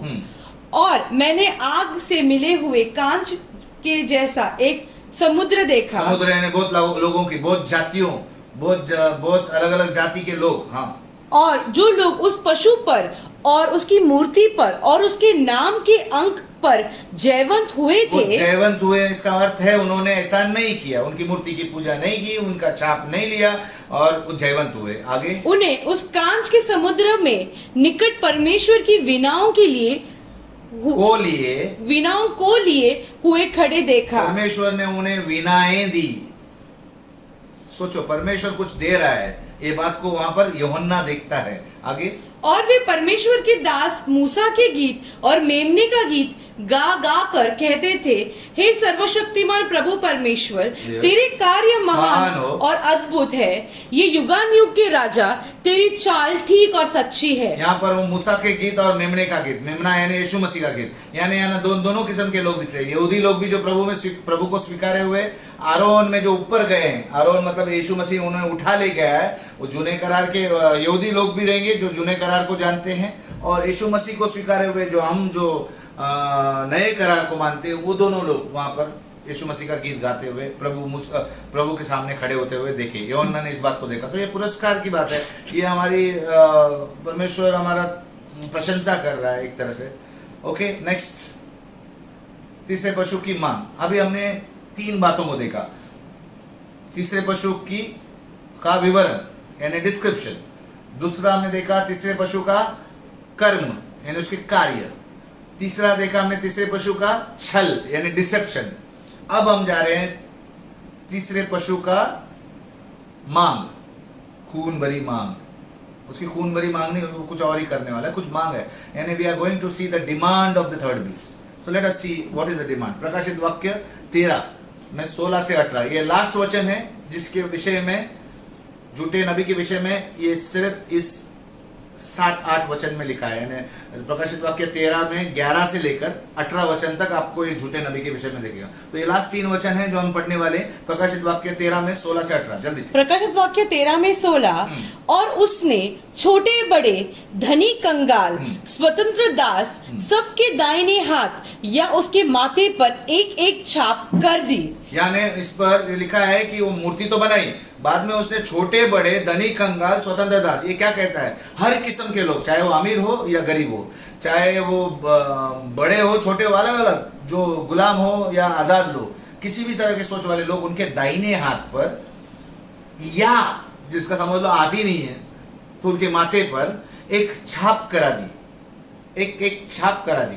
ओके, और 17, और उसने ये प्रबंध किया, ये कार्य मतलब ये इंतजाम किया कि जिसके पास उस पशु का नाम या उसके नाम की संख्या का छाप हो, यानी उसका नाम का कुछ छाप या उसकी संख्या, उसका एक संख्या है, एक नंबर है जो उसकी छाप, उसको छोड़ मतलब ये नहीं रहेगा, उसको छोड़ और कोई व्यक्ति लेन देन न कर सके। यानी जिसके पास छाप है हाथ पे या माथे पर उस पशु के नाम की या पशु के अंक की, उसको छोड़ कोई भी लेन देन नहीं कर सकता। मतलब आपके पास कितना भी सोना हो, कितना भी चांदी हो, कितना भी पैसा हो, कुछ नहीं चलने वाला है। वो छाप रहेगा तो ही आप काम मिला।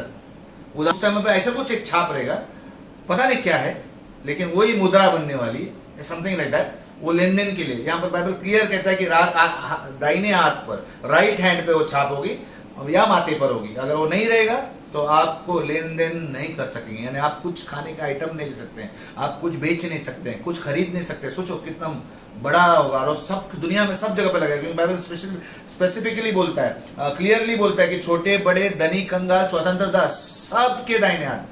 और 18 वचन पढ़ते हैं। 18, ज्ञान इसी में है। बाइबल ये भी बताता है, स्पष्ट करता है, ज्ञान इसी में है, बुद्धि इसी में है, समझदारी इसी में है। जिसे बुद्धि हो वो उस पशु का अंक जोड़ ले, क्योंकि मनुष्य का अंक है और उसका अंक 666 है। 666 यानी मसीह विरोधी की 666 की छाप लगवाना, ये उसकी मांग होगी। किसकी? झूठे नबी की मांग होगी कि सब लोग लगाना ही होगा। ये नहीं लगाएगा तो आपको खाना पीना, हमें तो खरीदना तो है ही ना, मार्केट में तो रोज हम खरीदते हैं, सब बंद हो जाएगा। तो इस तरह से ये झूठा नबी इसके अंक को लगवाएगा, और ये 666 यानी 666 इसका अंक का एक छाप लगेगा। अब ये क्या है? तो हम देखते हैं कि वो निशान जो झूठा नबी सभी को अपने हाथों पर या अपने माथे पर लगवाता है, यह और एक परमेश्वर के तरीकों को नकल करने का प्रयास है।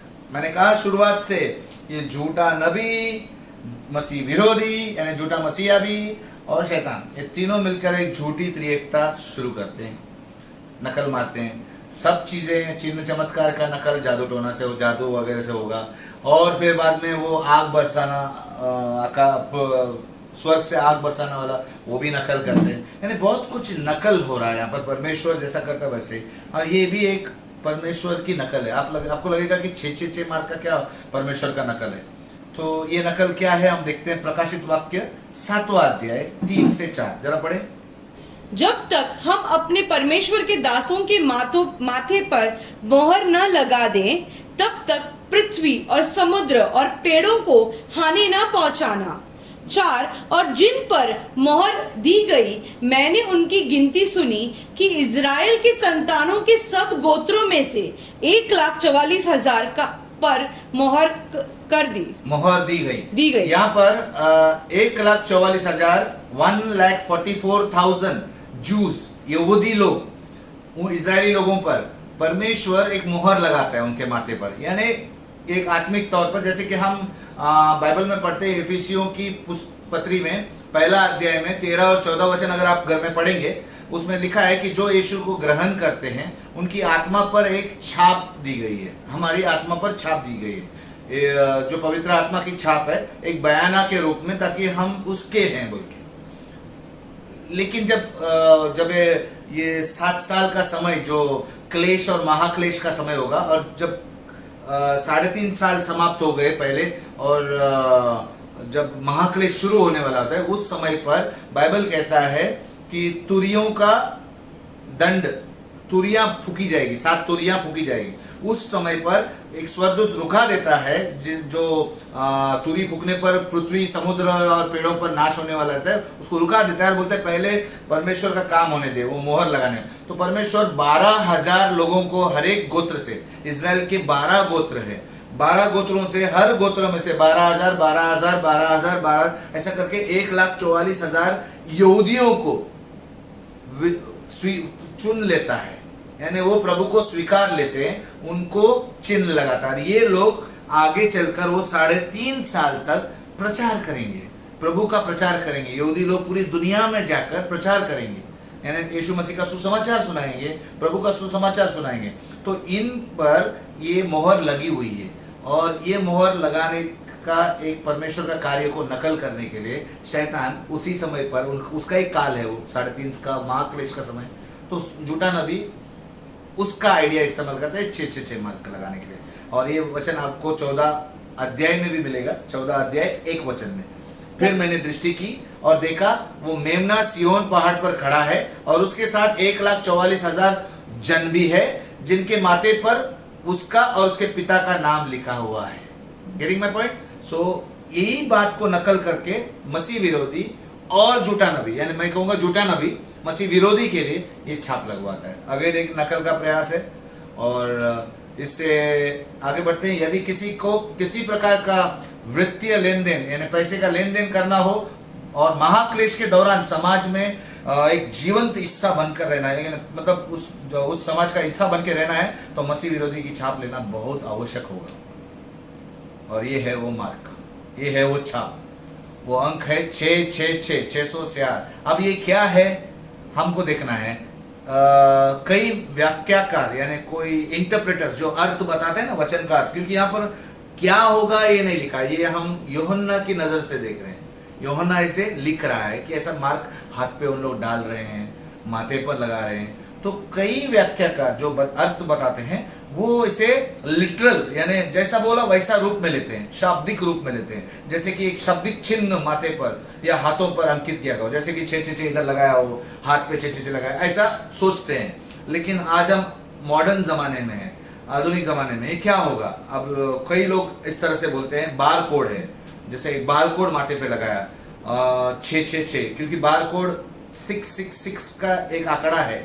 बार कोड, कोई लोग बोलते हैं कि बार कोड होगा, कई लोग समझते हैं बार कोड जैसा कुछ छाप रहेगा, कई लोग कुछ और समझते हैं। तो ये 666 का एक चिप भी हो सकता है, जैसे RFID चिप कहते हैं। आप यहाँ पर पढ़ सकते हैं। कुछ का मानना है कि ये विशेष रूप से तकनीक का उपयोग किया गया है, जैसे कि त्वचा के भीतर प्रत्यारोपित एक RFID चिप होगा, यानी एक चिप होगा जो अभी ऑलरेडी इस्तेमाल किया जा रहा है दूसरे हाथ पर। एक समय आएगा जब ये नहीं लेंगे, और आप अगर नहीं लेंगे तो मार डाला जाएंगे, ऐसा वक्त आएगा। तो इसीलिए इससे बचना बहुत ज़रूरी है, क्योंकि इसका एक दंड है नरक में। जैसा हमने पढ़ा प्रकाशित वाक्य 14 में अभी, कि जो भी पशु मसीह विरोधी की मूर्ति की पूजा करता है और उसका छाप लेता है, वो नरक के आग का भागीदार बनेगा, वो दंड का योग भागीदार बनेगा। तो हमें इसकी छाप नहीं लेनी है, इस अंक के छाप का या इस चिप को कभी नहीं लेना है, इसी में समझदारी है। तो हम ये चिप को देखें, यहाँ पर अभी भी देखें। तो आइए इसके विषय में हम पूरे वीडियो को देखते हैं और 666 के पूरे बारे में, जो बारकोड हो या RFID चिप के बारे में पूरा हम जान लेंगे। इस वीडियो में आपको आसानी होगी। हाय गाइस, यीशु मसीह के नाम से आप सबका स्वागत करता हूं। दोस्तों, आज मैं Aadhaar card, ATM card, bar code इन सबको एक्सपोज करूंगा। पूरी वीडियो देखना। दोस्तों, रेवलेशन प्रकाशित वाक्य अध्याय 13 उसके 16 17 वचन में 3 चीज मेनली बताया गया है। पहला, पशु का छाप मतलब मार्क ऑफ द बीस्ट। दूसरा, पशु का नाम। तीसरा, पशु का अंक मतलब नंबर। ये तीनों एक ही चीज को दर्शाता है, वो है 666। 666 तभी दिखेगा जब इसको कैलकुलेट करके देखोगे, ना कि सीधे तौर पर जैसे 18वें वचन में लिखा है। दोस्तों, आज इंटरनेट हर कोई चलाता है। अगर हमें किसी वेबसाइट पर जाना है तो www डालकर ही ओपन कर सकते हैं। वैसे भी कुछ भी लिखकर सर्च कर सकते हैं, लेकिन इंटरनेट ऑटोमेटिकली www डाल देगा। www मतलब वर्ल्ड वाइड वेब। दोस्तों, आप में से कुछ लोग न्यूमरोलॉजी के बारे में जानते होंगे, जो न्यूमेरिकल वैल्यूज और वर्ड्स का रिलेशन होता है। इसके लिए चैल्डियन मेथड यूज करते हैं। चैल्डियन मेथड क्या है, ध्यान से देखिए। अब देखिए, जैसे A, I और J को नंबर 1 दिया गया है और B, K, R को नंबर 2 दिया गया है, ऐसे ही U, V, W को नंबर 6 दिया गया है, मतलब W को नंबर 6 दिया गया। मैं क्या कहना चाहता हूं कि जब हम इंटरनेट में www डालते हैं, उसका अर्थ है 666 यानी कि 666। तो 666 से ही इंटरनेट चलता है। अगर हम www.google.com कुछ ऐसा डालते हैं तो वो हुआ 666.google.com। यह है न्यूमरोलॉजी।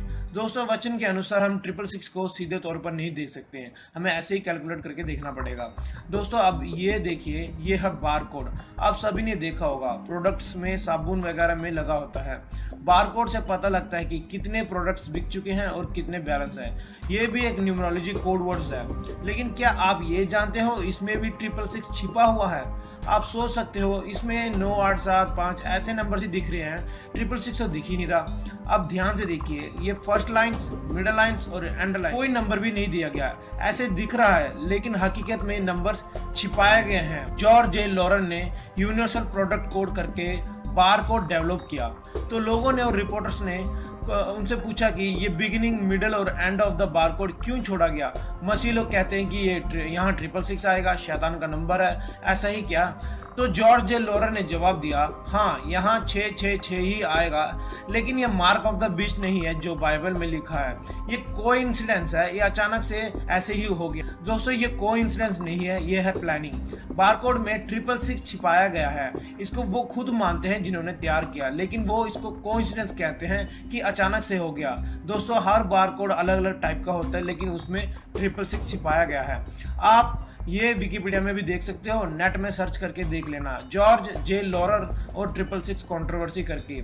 दोस्तों, इन सबसे डरने की जरूरत नहीं है कि सभी चीजों में 666 छिपा हुआ है। मैं आपको जागरूक कर रहा हूं कि समय निकट है, प्रभु बादलों पर कभी भी आ सकते हैं। हमेशा तैयार रहो, जैसे यीशु मसीह कहते हैं। अब हम देखेंगे आधार कार्ड। दोस्तों, आज आधार कार्ड के बिना काम चलना मुश्किल है, आप जानते ही हैं। आज आधार कार्ड को बैंक के साथ लिंक कर दिया, जॉब के साथ लिंक कर दिया, हर किसी के साथ लिंक कर दिया, मोबाइल के साथ भी लिंक कर दिया। लेकिन अभी कोर्ट ने कहा कि मोबाइल को आधार कार्ड से लिंक करने की जरूरत नहीं है, ऐसे ही कुछ कह रहे हैं, आगे देखते हैं। हमारी पूरी डिटेल इस आधार कार्ड में है, क्योंकि सभी चीजों से ये लिंक्ड है। आज इंडिया में 1.2 बिलियन 120 करोड़ लोगों के पास आधार कार्ड है। दोस्तों, इंडिया को एक प्लेटफॉर्म बना के टेस्ट कर रहे हैं, क्योंकि यहीं पर कोई कुछ नहीं कहता। दोस्तों, इस आधार कार्ड को किसी ना किसी तरह से बदलेंगे, उस माइक्रोचिप को इम्प्लांट करने के लिए। एक दिन आएगा, सरकार बोलेगी आधार कार्ड में प्रॉब्लम्स आ रहा है, इसलिए एक सिस्टम हम ला रहे हैं, और वन वर्ल्ड गवर्नमेंट शुरू होगा। फिर सरकार बोलेगी कि सारे चिप लगाओ, ये जरूरी है। दोस्तों, जब आधार कार्ड लॉन्च हुआ था, तब लोग लाइन में लग गए थे आधार कार्ड बनवाने के लिए, और जब पीएम मोदी ने 1000 और 500 के नोट बंद किए थे, तब भी लोग लाइन में लग गए थे, कोई कुछ नहीं कर पाया, किसी ने कुछ नहीं कहा। इस तरह जब वन वर्ल्ड ऑर्डर गवर्नमेंट में सरकार बोलेगी कि चिप लगाओ, चिप जरूरी है, तब सब लोग लाइन में लग जाएंगे, कोई कुछ नहीं कर पाएगा। ये मत सोचना कि ये पीएम मोदी कर रहे हैं। पीएम मोदी वही कर रहे हैं जो उनसे कहा जा रहा है करने को, मतलब सीक्रेट सोसाइटी। कुछ मसीह भाई लोग सोच रहे हैं कि ये आधार कार्ड ही वो 666 है जो बाइबल में लिखा है, क्योंकि आधार कार्ड कंपलसरी कर दिया गया कि सबके पास होना चाहिए। दोस्तों, ये आधार कार्ड वो 666 नहीं है। ये आधार कार्ड 666 चिप तक लेकर जाएगा। वो कैसे? देखिए, बाहरले देश में जो मेन कार्ड्स होते हैं उनमें ये RFID चिप होता है जो येलो कलर का होता है, हमारे कार्ड्स में भी होते हैं, इसमें सारी डिटेल्स होती है। इसलिए अमेरिका में एक बार लोगों ने कहा अगर हमारे कार्ड्स खो जाए, कुछ भी हो जाए तो हम क्या करेंगे। इसके लिए एक्सपर्ट्सों ने एक चीज निकाली, बायोमेट्रिक चिप, माइक्रोचिप। आधार कार्ड 666 नंबर नहीं है, ये माइक्रोचिप ही वो मार्क ऑफ द बीस्ट है, 666 है जो बाइबल में लिखा है कि हमारे राइट हैंड में, दाहिने हाथ में डालेंगे। आज दुनिया भर में लोग ATM card, credit card, debit card, ऐसे कार्ड्स वगैरह यूज करते हैं मनी ट्रांजैक्शन के लिए, मतलब लेन देन के लिए। कोई ना कोई कार्ड्स सबके पास होगा। आज इंडिया में जो सरकारी नौकरी, प्राइवेट जॉब करते हैं, मैक्सिमम कंपनीज उनके सैलरी को बैंक में ही डालते हैं, डायरेक्ट हाथ में नहीं देती हैं। और मैक्सिमम लोग ATM कार्ड से ही पैसा निकालते हैं। और आजकल तो ऑनलाइन पेमेंट भी चल रहा है। इसकी हमें आदत डलवा रहे हैं ताकि आने वाले टाइम में सारी लेन देन इस चिप सिस्टम से करें और एंटीक्राइस्ट के अंडर हो जाएं। दोस्तों, कुछ बिलीवर्स बोलते हैं कि ये 666 आत्मिक नंबर है जो बाइबल में लिखा है, चिप से इसका कोई लेना देना नहीं है। हम चिप एक्सेप्ट कर सकते हैं, लगा सकते हैं। दोस्तों, आपसे मैं यही कहूंगा कि ऐसे लोगों से दूर ही रहिए जो ऐसा बोलते हैं। आप लोग खुद सोच कर देखिए, जो लोग यीशु मसीह को नहीं मानते वो भी इस चिप से डरते हैं। इससे उनकी प्राइवेसी खतरे में पड़ जाएगी और उनको कंट्रोल किया जा सकता है। लेकिन आप में से कुछ विश्वासी होकर भी ऐसी बातें करते हैं। वो क्यों ऐसी बातें करते हैं? क्योंकि वो रेवलेशन बुक, प्रकाशित वाक्य किताब को दूर रखते हैं, उसे पढ़ने से डरते हैं। और कुछ लोग बोलते हैं कि रेवलेशन प्रकाशित वाक्य बुक कोई समझ नहीं सकता, इसलिए उसको पढ़ने की जरूरत नहीं। अगर रेवलेशन बुक कोई भी समझ नहीं सकता तो परमेश्वर प्रकाशित वाक्य रेवलेशन बुक देते ही ना। मानता हूँ रेवलेशन मैक्सिमम लोगों को समझ में नहीं आता, लेकिन इसका मतलब ये थोड़ी ना कि कोई भी समझ नहीं सकता।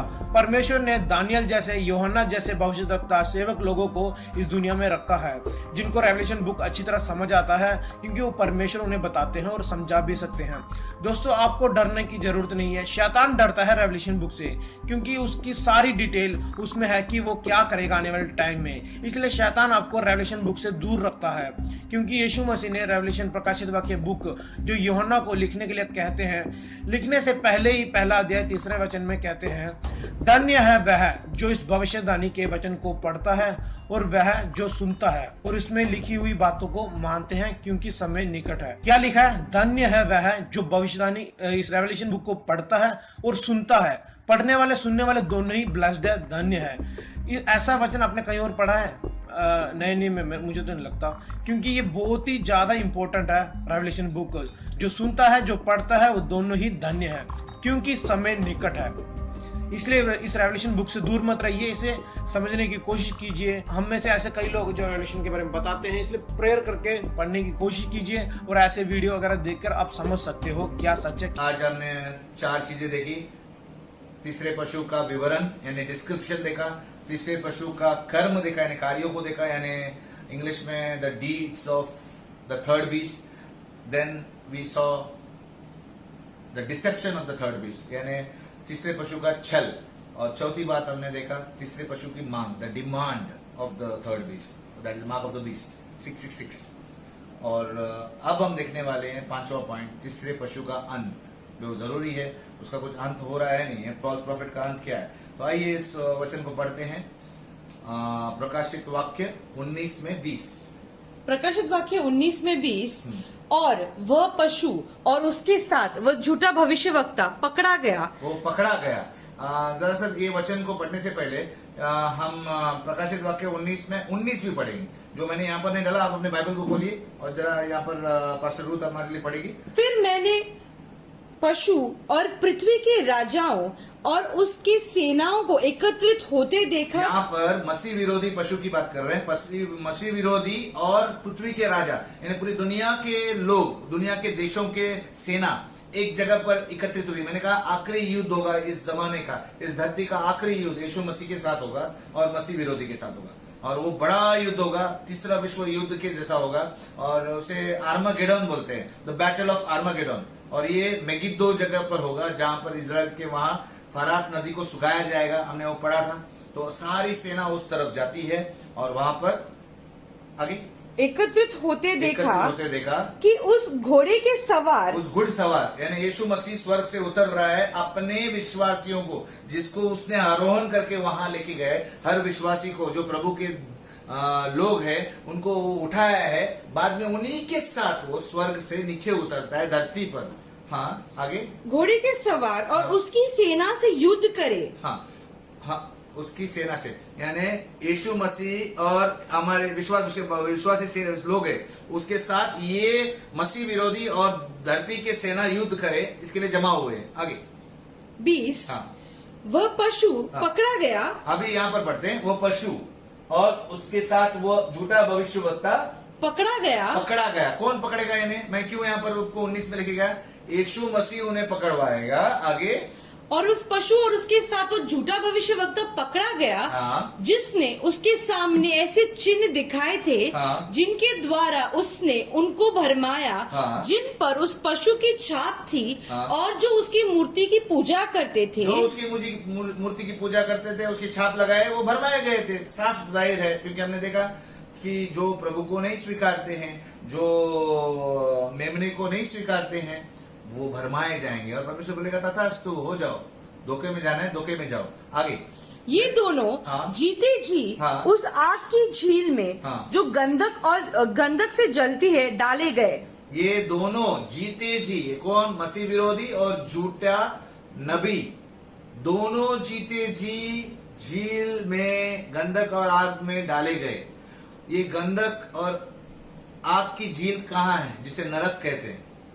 इसके विषय में हम आने वाले सप्ताहों में देखेंगे। मैं आपको स्वर्ग के विषय में और नरक के विषय में स्पष्ट रूप से बताऊंगा और आगे पढ़ेंगे। लेकिन फिलहाल के लिए इतना ध्यान रखो कि दोनों जन, जैसे तस्वीर में दिख रहा है, दोनों जन नरक में, यानी उस झील में जो आग और गंधक की अलादी डाले गए, यानी उनका खात्मा हो गया।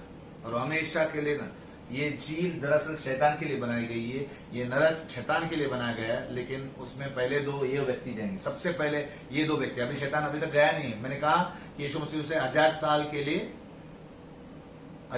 लिए बांधेगा, अतः कुंड में बांधेगा। ये हमने पिछले सप्ताहों में देखा है। तो 1000 साल के बाद उसे थोड़ा देर के लिए छोड़ा जाएगा। जब सतयुग के बाद 1000 साल खत्म हो जाएंगे तब छोड़ा जाएगा। लेकिन वो अभी तक नरक में नहीं है, ना तभी जाएगा, उसे टाइम है। लेकिन पहले दो व्यक्ति ये जाएंगे, झूठा मसीह और झूठा नबी, मसीह विरोधी और झूठा नबी। आइए नेक्स्ट स्लाइड। वाक्य 13 में हमने दो पशुओं को देखा। वो दो पशु है झूठा मसीह यानी मसीह विरोधी, और एक है झूठा नबी जो फॉल्स प्रॉफिट। तो इनकी तुलना देखते हैं, ये चार्ट को जरा सा देखिए, ध्यान देखिए। यहाँ पर मसीह विरोधी लिखा है, यहाँ पर झूठा नबी लिखा है। ओके, आप इस पर जूम कीजिएगा जरा। मसीह विरोधी समुद्र से निकलता है, जो हमने देखा लास्ट टाइम। ये पृथ्वी से निकलता है, भूमि से निकलता है। वचन मैंने दिया है, आप फिर से उसे स्क्रीनशॉट निकाल सकते हैं और अभ्यास कर सकते हैं। मसीह विरोधी निंदा के नामों के साथ 7 सिर है उसके। हमने देखा था 7 सिर है, 13वां अध्याय 1 और 3 वचन। इसका सिर्फ 1 ही सिर है। मसीह विरोधी मुकुट वाले 10 सिंग के साथ है। झूठा नबी एक मेमने की तरह 2 सिंग वाला है। मसीह विरोधी शैतान द्वारा उसे दिया गया अधिकार है। झूठा नबी मसीह विरोधी का अधिकार काम में लाता है। मसीह विरोधी की वजह से पूरी पृथ्वी शैतान की पूजा करते हैं। मसीह विरोधी की वजह से पूरी पृथ्वी किसकी पूजा करते हैं? शैतान की। यहां पर लोगों को मसीह विरोधी की पूजा नबी करवाता है, झूठा नबी। 42 महीने यानी 3.5 साल के लिए परमेश्वर के खिलाफ निंदा के बोल बोलता है। कौन? मसीह विरोधी। यहाँ पर मसीह विरोधी की मूर्ति की पूजा कराने के लिए और पूरी दुनिया को धोखा देने के लिए अद्भुत चिन्ह दिखाता है 42 महीना झूठा नबी। और लास्ट पॉइंट, विश्वासियों के साथ युद्ध करता है, यानी विश्वासियों को मरवा डालता है और एक समय के लिए उन पर काबू पा भी लेता है। यानी अगर उसकी छाप नहीं ली, ये मसीह विरोधी उनको मरवा डालता है। 13:7 में लिखा है कि वो विरोध करता है। यहाँ पर दुनिया को मसीह विरोधी का छाप लगवाने के लिए मजबूर करता है या लोगों को गंभीर उत्पीड़न से ग्रस्त करवाता है। तो इस तरह से इन दोनों पुरुषों का, जो झूठा मसीह है और झूठा नबी है, ये मसीह विरोधी है या झूठे नबी है, इन दोनों की तुलना इस तरह से है। और हमने ये तीनों पशु में अभी हमने सब कुछ सीख लिया है। तो हमें अब क्या मैं आपको बताना चाहता हूँ, मैं आपको बताना चाहता हूँ कि झूठे नबी की हमें डरना चाहिए, झूठे नबी से हमें डरना चाहिए नहीं। जरूरत नहीं, लेकिन आज भी कई अन्य झूठे नबी मौजूद है। वो तो झूठा नबी बाद में आएगा, कलयुग के 7 साल के समय पर आएगा, आखिरी 7 साल। लेकिन अभी भी झूठे नबी इस दुनिया में मौजूद है। पहला दूसरा तीमुथियुस 4 अध्याय 3 से 5 जरा पढ़ेंगे तो आपको स्पष्ट होगा। दूसरा तीमुथियुस 4 अध्याय वचन 3, क्योंकि ऐसा समय आएगा कि लोग खरा उपदेश न सह सकेंगे, पर कानों की खुजली के कारण अपनी अभिलाषाओं के अनुसार अपने लिए बहुत सारे उपदेशक बटोर लेंगे। कुछ समझ में आ रहा है? लोग आज जब वचन हम सिखाते हैं, जब पास्टर एक वचन सिखाता है, जो शिक्षण सिखाते हैं, तो उनको पसंद नहीं आता है, क्योंकि कभी कभी आप पर उंगली उठती है। लोगों को अपने कानों को खुजली, यानी कानों को अच्छा लगने वाला वचन चाहिए। इसीलिए वो क्या करते हैं, ये पास्टर को, ये मंडली को छोड़ते हैं, दूसरे मंडली की पहुंच जाते हैं। फिर उधर नहीं, कुछ अच्छा नहीं लगा, दूसरे मंडली। ऐसा नहीं रहना है हमें, क्योंकि फिर आप झूठे नबी के हाथ में फंस जाएंगे। आज भी झूठे नबी है। और नेक्स्ट 4, और अपने कान सत्य से फेर कर कथा कहानियां पर लगाएंगे। हाँ, बस आपको अच्छा सुनने जैसा कुछ भी बोले, मजा आता है लोगों को। लोग सत्य कड़वा लगता है, बोलते हैं ना, सत्य को सुनते नहीं है। इसीलिए अगर आपके पास समझदारी है, आप समझ रहे हैं, तो अपने मंडली में, जहाँ भी आप किसी भी पास्टर के चर्च में, किसी जहाँ पर वचन सिखाया जाता है, वहीं पे बने रहो, स्थिर रहो और वचन में बढ़ो, क्योंकि वचन से ही विश्वास बढ़ता है। 5, पर तू सब बातों में सावधान रहे। मैं भी आपको यही कहूंगा, जैसा वचन कहता है, सब बातों में सावधान रहे, दुख उठा। वचन, हर विश्वासी का काम है दुख उठाना। शैतान अभी भी कार्य करता है, भले वो अभी दूसरे स्वर्ग में बैठा है, लेकिन अभी भी वो आपके जीवन में तहस नहस करने के लिए कार्य करता है। उसका सामना करने के लिए प्रभु ने कहा है, उसका सामना करो और वो तुमसे भाग जाएगा। शैतान का सामना करो, शैतान से भागो नहीं, शैतान का सामना करो, वो तुमसे भाग जाएगा। जितना आप प्रभु से विश्वास करने से हट जाओगे, झूठा नबी आज भी जो है, उसकी आत्मा काम कर रही है, वो आपको फंसाएगी। और परमेश्वर कुछ नहीं कर पाएगा, क्योंकि परमेश्वर बोलता है ओके, तुम्हें पसंद है, उधर जाओ। इसलिए परमेश्वर का वचन कहता है, सब बातों में सावधान रहे, दुख उठा, सुसमाचार प्रचार का काम कर और अपनी सेवा को पूरा कर। यानी एक हर विश्वासी जो प्रभु को जानते हैं, आप में से जो भी प्रभु को जानते हैं, विश्वास करते हैं, आपका काम है सुसमाचार सुनाना, दूसरों को प्रभु के बारे में सुनाओ। और आज का वचन और बाकी सप्ताहों का वचन आपके पास है, आप वीडियो को शेयर कीजिए, जितने लोगों तक जा सकता है उतना फैलाइए, शेयर कीजिए। बाकी मैसेज, आलतू फालतू मैसेज को शेयर करने के बजाय ऐसे प्रभु का वचन को शेयर कीजिए, क्योंकि ये आपका काम है। मतलब मुझे प्रचार करने नहीं आता, ऐसा कोई बोलते हैं मुझे। मैं कहता हूँ आप किसी का शिक्षण को तो प्रचार बता सकते हैं, और आपको लगता है कि परमेश्वर का वचन है ये, आप शेयर कीजिए, क्योंकि ये आपका कार्य है, ये सेवा को आप पूरा कीजिए, ये बाइबल कहता है। इसीलिए मेरी दुआ है कि डरो नहीं, लेकिन आप स्थिर रहो। झूठा नबी कौन है आपने सीखा, फॉल्स प्रॉफिट कौन है आप जान सकते हैं, जान गए। अभी डरने की कोई ज़रूरत नहीं है, लेकिन हमें ये याद रहना है कि हमें वो 6 मार्क के लिए बढ़ना नहीं है, उससे दूर रहना है। वो चिप नहीं लगानी है, अगर वो चिप वो मार्क है। और दूसरी बात हमें ये जानना है कि परमेश्वर के उस विश्वास में बढ़ना है, परमेश्वर के वचन में और बढ़ना है, यही हमें करना है, और हमारी सेवा पूरी करना है, परमेश्वर के वचन को बांटना है। तो आइए हम इस समय प्रार्थना करते हैं। आज जो भी हम इस समय वीडियो को देख रहे हैं, अपनी आंखों को बंद करेंगे। परमेश्वर पिता, मैं प्रार्थना करता हूं आज के सारे दर्शकों के लिए जो इस वीडियो को देख रहे हैं, अभी इस समय देख चुके हैं, उन सभी के ऊपर तेरा अभिषेक मांगता हूं प्रभु जी। उनके जीवन पर प्रभु जी तू अद्भुत रूप से कार्य कर। इस वचन के जरिए प्रभु जी मैं विश्वास करता हूँ वे बहुत कुछ जान चुके हैं अंत के बारे में, अंत के दिनों के बारे में। और मैं विश्वास करता हूँ प्रभु जी तेरा इच्छा है कि वो स्थिर बने रहे। विश्वासी का धीरज इसी में है कि वो तेरे आज्ञाओं के अनुसार चल रहे। तो मैं प्रार्थना करता हूँ परमेश्वर पिता, तेरा पवित्र आत्मा उनको अगुवाई करे और उनको तेरे वचन में स्थिर कराए, दृढ़ कराए, विश्वास में बढ़ाए, और वे अपने सेवा को पूरा कर सकें। और जो लोग पहली बार देख रहे हैं तेरे वचन को, या कोई नए हैं जो अभी तक विश्वास में नहीं आए, परमेश्वर तेरी आत्मा के द्वारा तू उनके मन को ताबा ले, उनको सत्य से परिचय करा, उनको खुद को प्रकट कर प्रभु जी उनके ऊपर, ताकि वो तुझे ग्रहण कर सके, तेरे प्रेम को स्वीकार सके, तेरी सच्चाई को जान सके। मैं प्रार्थना करता हूँ प्रभु जी ऐसे सभी लोगों पर जो नए हैं, जो पहली बार सुन रहे हैं या अब विश्वास में नहीं है, तो उनके ऊपर तू ताबा लेकर तेरा कार्य कर प्रभु जी, उनको बचा प्रभु जी, उनके जीवन में तू तेरे सेवकों को भेज प्रभु जी, ताकि उनको तेरा वचन मिल सके और उनका उद्धार हो, वो तेरे प्यार को चख सके।